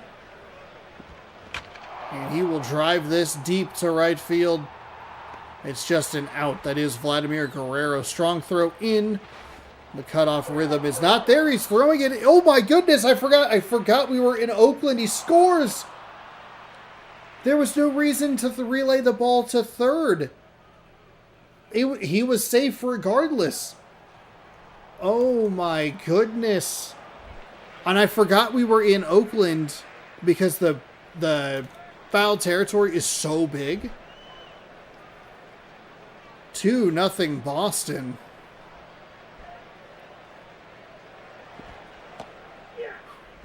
Man, every pitch that he throws, looks good. You're like, I'm gonna light this one up, and then you don't. 0-1, 2 gone. 2-0 Boston lead. That is fouled away. Foul, foul, foul, foul, foul, foul. Here comes the 0-2. Dickey winds and fires, swung on and missed. That will retire the side as Badri and Eltre set down on strikes. Let's get you introduced to this Athletics lineup that includes 2 Boston Red Sox in the first 3 hitters. Vladimir Guerrero just smiling between them. It's Jacoby Ellsbury, the center fielder. He'll lead things off for this Athletics squad. Vladimir Guerrero in right. Kevin Youkilis at third. Adam Lind at first. Hideki Matsui in left. Keila Kaahue. He is the DH. Clint Barnes at shortstop. Jose Lopez at second. Brian Schneider is the catcher.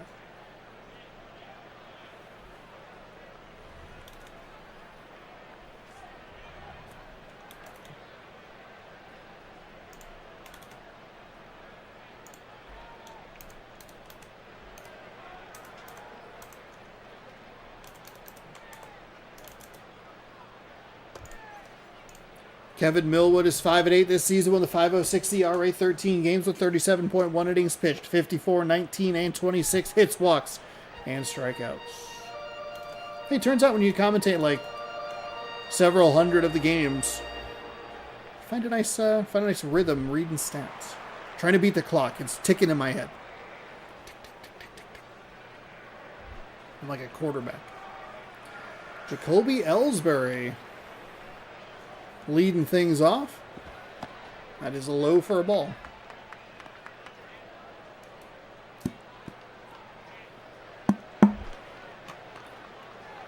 Bum bum. Do do do do do. And that'll be lifted into the left center field gap. The center fielder makes a dive for it. Not nearly as bad as the one we saw in Chicago, but it's a leadoff double for Oakland. Looking to strike back after giving up 2. It was not Vlad Guerrero's fault that the run scored. His throw-in was excellent. But he can do his part with a big swing. Oh, the bat thought about it, appealed down to first. He did not go. Which I agree with. I agree that he did not go.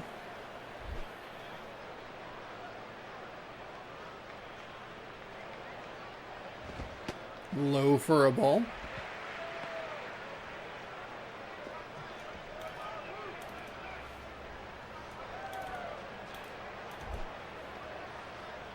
Two and oh.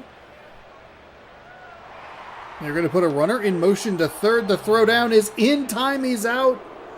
Why are you trying to steal third in the first inning with nobody gone? That doesn't make any sense. Guerrero fouls that one away. You're down 2 with the maximum amount of time to retaliate, and you get a leadoff double, and you go, hey, what if we did something really dumb? Just a thought. It's absolutely moronic. 3 and 2. Here comes the payoff pitch. Guerrero would have scored a run. The Athletics have cost themselves a run in this game.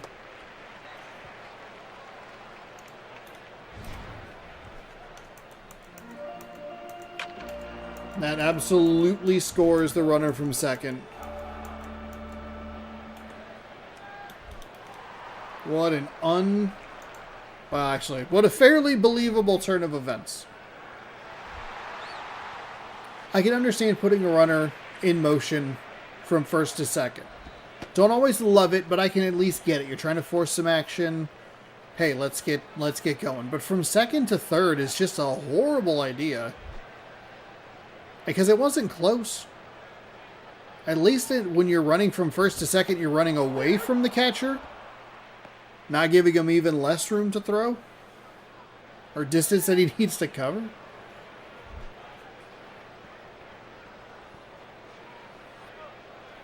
Here's the wind and the pitch. They're putting a runner in motion down to second. He is safe. Not terrible. Again, I get it. They're going to try and steal third again for some dumb reason, I bet. That is hit well. Out to right field. The right fielder makes the grab. Guerrero back to second, tags up, and strolls into third. So, could be looking at, I don't know, the tying run at first. Have a good night. Thanks for watching. Could have the tying run at third with just one out, but no. It's just a run that would cut the lead in half with 2 gone, which limits how many options you have to score that runner. The wind and the pitch is swung on and missed for a strike. 0-1. That's a pretty big swing at a pitch that was out of the zone.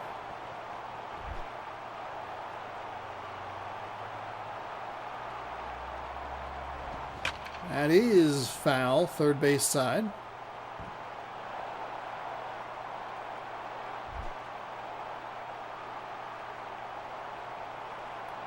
Here comes the 0-2. It is in the dirt. Runner stays back at third. I don't think there's really much of a situation where they would try to steal home.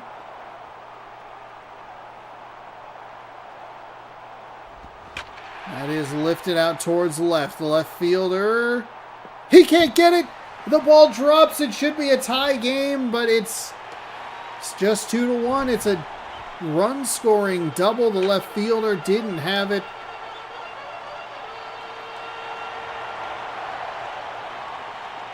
Wow. So kind of a wild first inning already.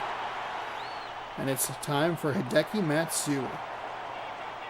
He was an Oakland A at the time.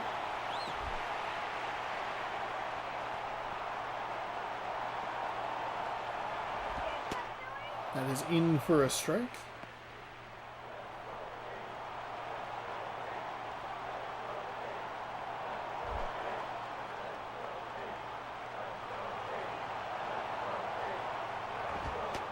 That is in for a strike.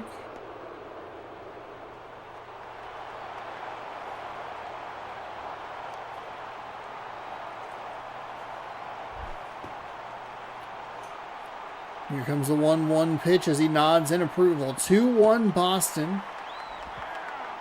A long, wild first inning here in Game 4 of the evening.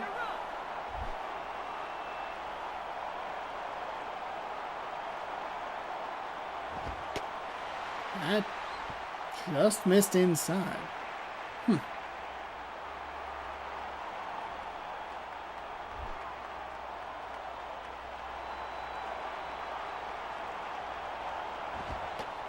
That is up top for ball 4. So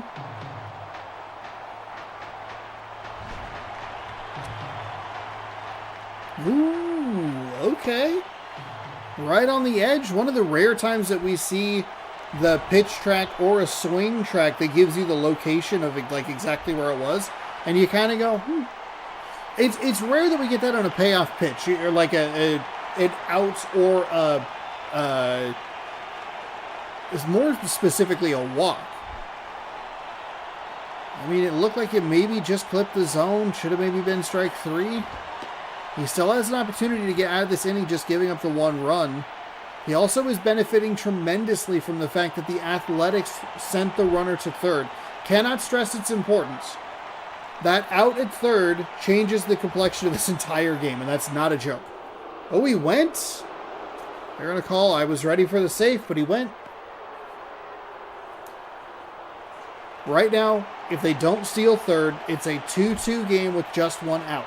Because of that out, it's instead just 2-1, and they're only working with 1 out remaining. Or, I guess, 2 outs.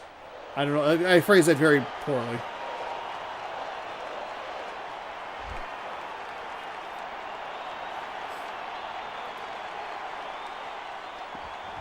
There is strike number 3. So the Athletics strand a couple of runners, 1 in scoring position. They pick up 3 hits, scoring 1 run.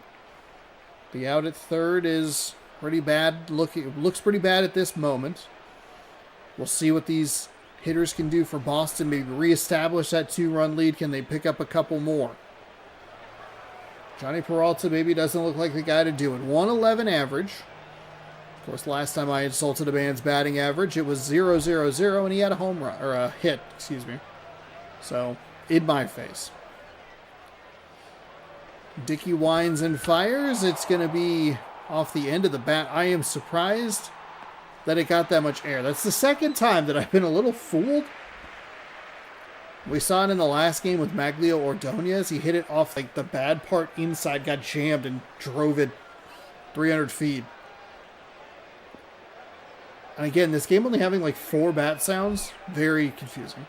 Because that was just like a clink, clink. Just a casual. That's foul up the first base line.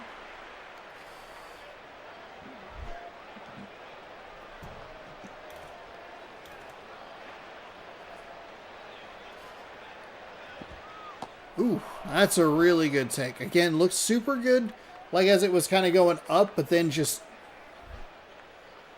dove. I mean, that's the trick The trickiness of the knuckleballer. Ooh, there's a strike on the inside. Shout out to that guy going, here's an easy out.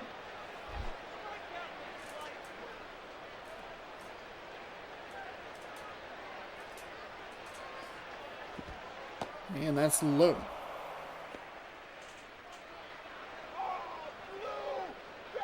You're killing me, Blue. Oh, Blue. You're killing me. Here's the wind and the pitch. Drives it foul. Pulls it foul, I guess.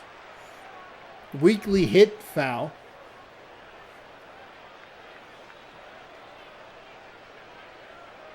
Here comes the 2-2. Outside for a ball.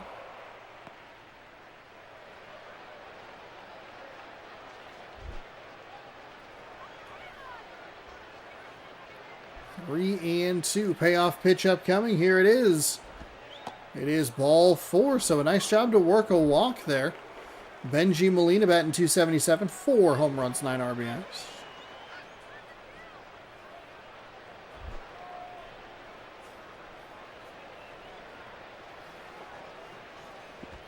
That is well outside for a ball.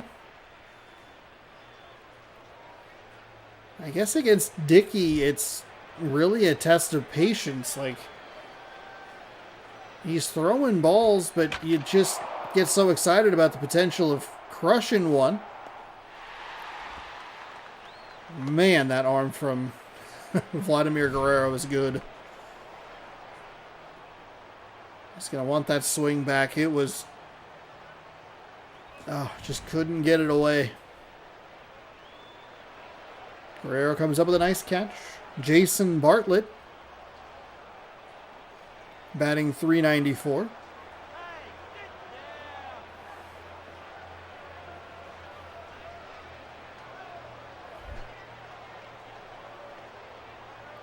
One on with 2 gone. And that is out number 3. Whew. Boston down fairly quickly. It'll be up to Barmas, Lopez, Schneider, the 7-8-9 hitters for Oakland coming to the plate.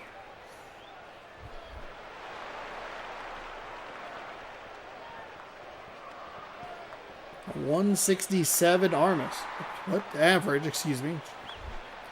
All right, we can't have this game going into extras. We're clearly falling apart. That is lifted into foul territory. Right fielder might take a peek at it. 3 or 4 rows deep there.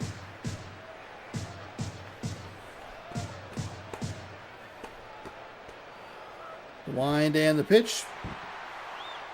Catcher might have gotten crossed up there a little bit. He just flat missed the ball. 1-1. That's low for ball 1. Or 2, excuse me. Now, we've seen that cost teams before, so we'll have to keep an eye on it if it becomes a consistent thing. 1 isn't too bad, but there was a game where the catcher missed a couple of them, and all of a sudden it came back to bite him late in the game. That ball is foul. 2-2.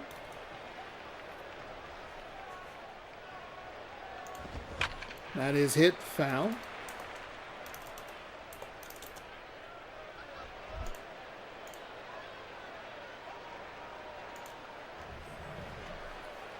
Here comes the 2-2 from the righty. It is fouled away. That ball's foul. That's foul.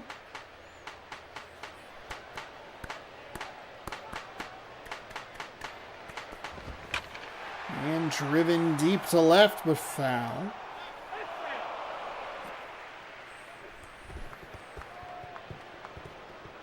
Two and two here in the bottom of the second. Nobody gone. A 2-1 Boston lead. And that'll be rolled to the third base side. Fires over to first. In time for out number 1.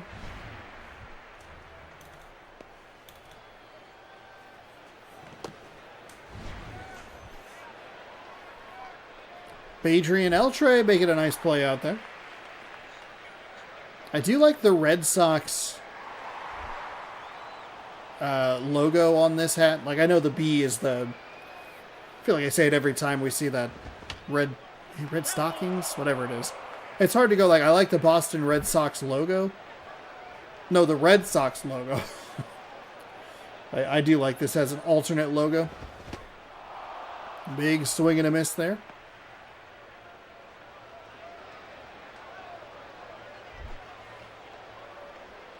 Have they released the spring training gear yet? I always look at the hats longingly. You can go to Fanatics.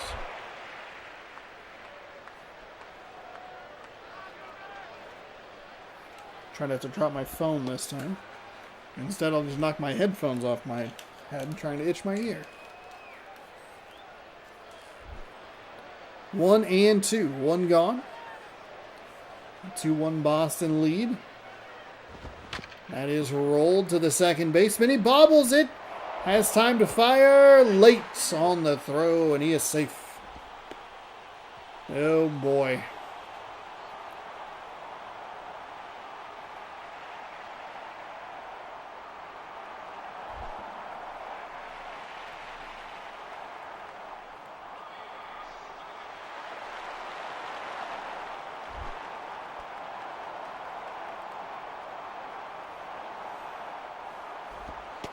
That gets a strike on the outside corner. Filter and sort. We will sort by newest items. Okay. Yeah, nothing yet. That's fouled away. Kind of ugly. That's ugly. Oh, God. So many of these hats are ugly. Swung on and missed for out number 2. Number 2. Jacoby Ellsbury as the lineup flips over. He's 1 for 1 with a double. Let off the game. He got thrown out at third. Much to, my irritation. That is third baseman. Driven to him. He'll fire. Adrian Eltre with an excellent throw. And he is out. Stubbs. Smoke. Hayward. Top of the lineup coming up for the Red Sox, who lead this one 2-1.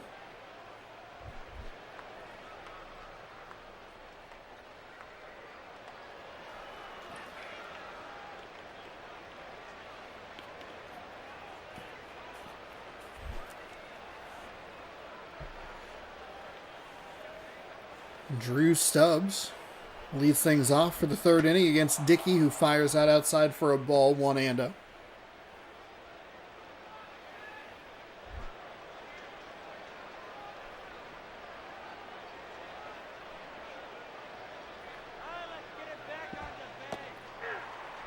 That's on the inside. 1-1.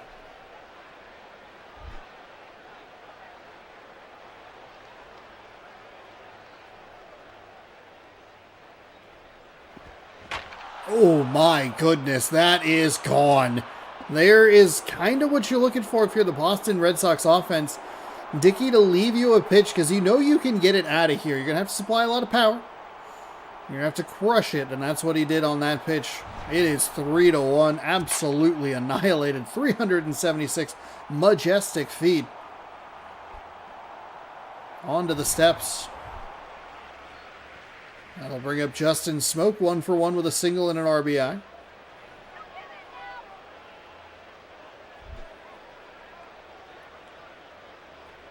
See what Dickey can do to bounce back. Nobody out. And, okay, nice little strike on that inside corner.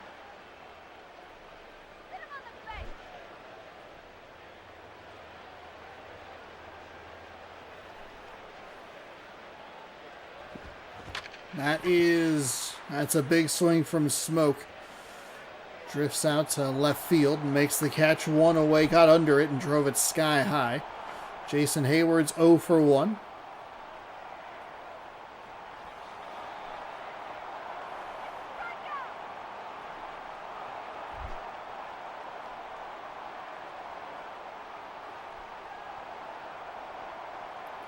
Dickey winds and fires. It's outside for a ball.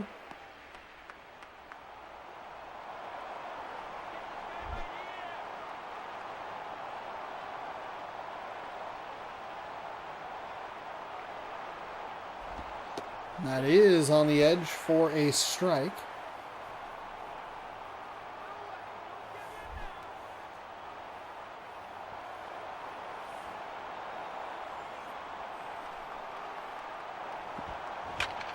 That'll be driven into center field. Diving shortstop can't come up with the ball, and it's a single. Red Sox looking for a little extra insurance here.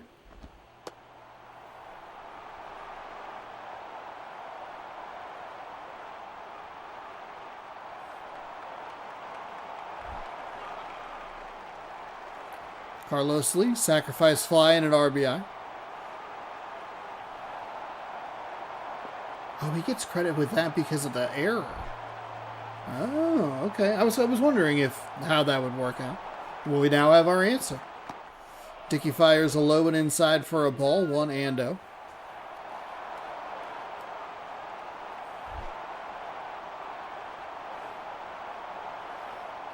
Here comes the 1-0. That is going to be driven shortstop over to second for one, down to first for two, and that will end the top of the third. It's a leadoff home run for the Boston Red Sox. They extend their lead back to 2. It's 3-1. Guerrero, Youkilis, and Lind coming up for the Athletics. Last chance, home half of the third.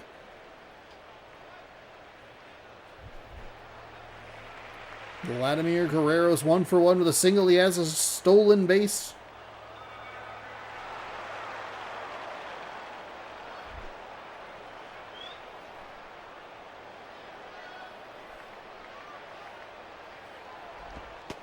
That's outside for a ball. Even with those two very short games toward the beginning of the video, specifically game number 2, I think was real quick. We're still approaching kind of our average length of these videos. Does help when you have a game go into the bottom of the 5th. That's upstairs. But this one had a real long first inning.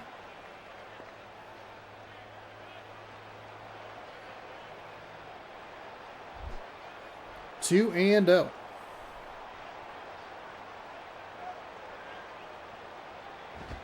That is smashed into right field, so a good start for the Athletics. A leadoff single.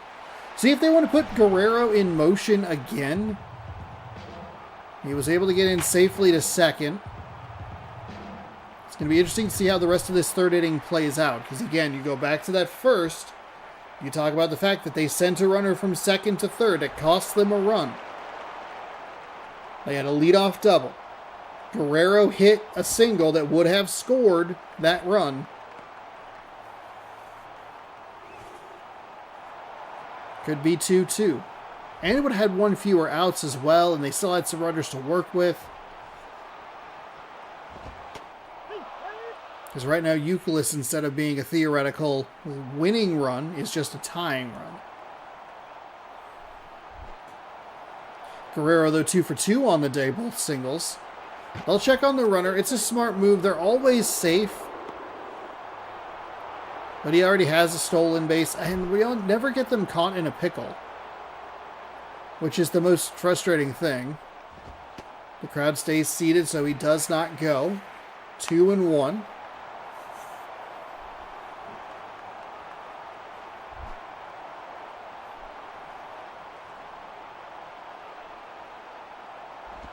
That is lifted into foul territory. Oh, just needed that to drop down a little bit sooner. 2-2. They'll check on the runner safe. The crowd is right to boo. They are correct in booing.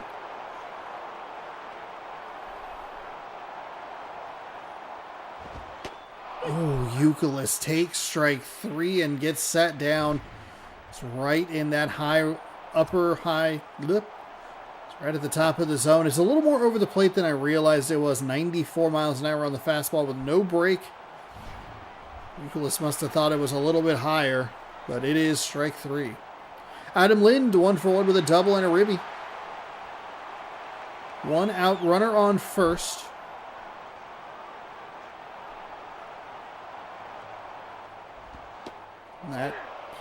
I don't know about that one. That strike on the outside,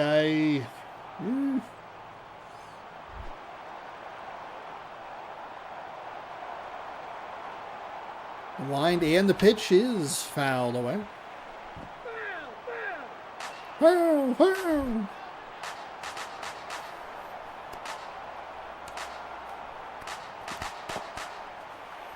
That's a ball low.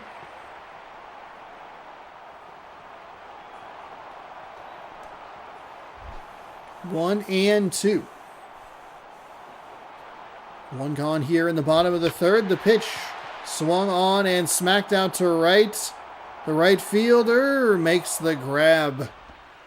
Guerrero will head back to first. Hideki Matsui worked a walk.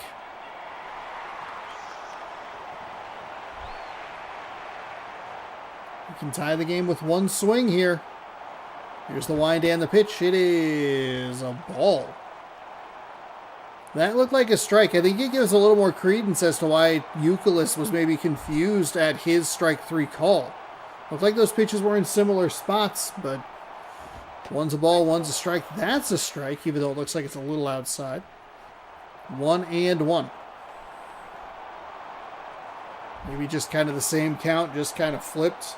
1-0 to 0-1, or 0-1 to 1-0, 1-1. What am I saying? All right, the third baseman dives as the ball rolls into left field. It was 1-0 to 1-1 instead of 0-1 to 1-1. I think that's what I'm trying to say. Hui represents the winning run for the Oakland Athletics. A runner on second, 2 outs. He's going to have to come up with some magic. Foul up the first base line. He doesn't have a great batting average. So in the 130s, I believe. He is a later season addition. We've only seen him over the last couple of weeks. Here's the wind and the pitch. Low for a ball. 1-1 because he had the foul ball. Low for ball 1. 1-1. There we go. We sorted it out in our brains. The righty winds and fires. It's going to be a fair ball. It's going to get into the corner. How aggressive are they with sending the runner around third? They will hold. It is 3-2. Hey, guess what, Oakland? You'd be looking at a walk-off win if you hadn't sent that runner from second to third. You goddamn morons. Second guy with a terrible batting average to just say, like, in your face. Clint Barmas with an opportunity to walk it off for the Athletics. 3-2 game. Bottom of the third. The winning run on second. Not about swinging, no appeal down. Don't think you went that ball well inside for a ball. Well. It done did well be inside for a ball. 1-0. Here's the wind and the pitch. It is hit just in front of the catcher. The throw is in time. It is out number 3, and the Boston Red Sox survive. 3-2, your final. Oakland cost themselves this game in the first inning with that horrible send. There's just no need for it.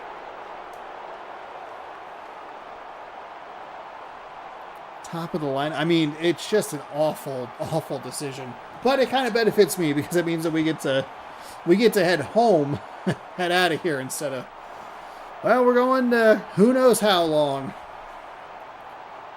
How deep into the night in Oakland. So the Athletics dropped this game 3-2.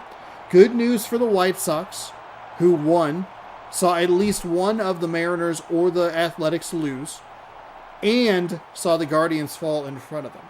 Drew Stubbs, your player of the game, 2 for 2. He had a home run and a double. His third home run of the season. Kevin Millwood picks up the win. He improves to 6-8. R.A. Dickey falls to 5-8 with the loss. Huge solo home run in the top of the third for Stubbs. That is it. Let's get you caught up on some scores. Athletics win the series, so the Red Sox salvage a game. They scored three of their 4 runs, so it's like 3-1, 3-0, something like that. I guess they didn't have to score just... Well, wait, hold on, because the Red Sox won one of them. It doesn't matter. Does not matter what the scores are. We will sim to the date. The Mariners pick up a win. That's big for the White Sox as well, because it holds Kansas City at just 38 wins. I forgot that the Kansas City Royals had not played yet. Okay, that'll be fun. Where were we? We were down here. Okay, we were right there. Astros over the Braves, 2-1 your final there. Diamondbacks beat the Giants 1-0. Rockies beat the Cubs 12-5. That's a wild one. These teams separated by half a game. 37-30 for the Diamondbacks, 37-29 for the Rockies. 3-2 your final. Red Sox over the Athletics, and the Mariners beat the Royals 4-0. That is your coverage for the day. We get a whole new set of series tomorrow. Well, actually not whole. Some of them are holdovers, yeah. So, not 100% new. Saturdays should be... It doesn't matter. Doesn't matter. I'm getting semantical. I can feel it. Let's head to Save Slot 8. Get things taken care of, and we will send you on your way. Thank you, everybody, so much for hanging out. I appreciate it. If you're enjoying the content, again, hit that thumbs up button. Free, easy way to help the channel. If you want more, subscribe. Ring the bell. You'll be notified when I post new videos. I appreciate you hanging out. And we'll see you Sunday, 6 p.m. Pacific time for more baseball. I'll be live at around noon Pacific on Sunday. We'll do a Super Bowl prediction watch along in Madden NFL 26, which I need to install on my PS5. And then the game, the MLB, the MLB 11, the show, should start after, right around or after the Super Bowl, unless the game's a blowout. So I maybe shouldn't have given a hard time of 6 p.m. Pacific, but I wasn't thinking about it. Thanks, everybody, for watching. We'll see you tomorrow. You get a taste test and an NCAA March Madness game if you want to check that out. Sunday, the 2 streams, and we'll continue on our regular schedule. Thanks, everybody, for watching. Hopefully you enjoyed. Have a great rest of your night. Go baseball.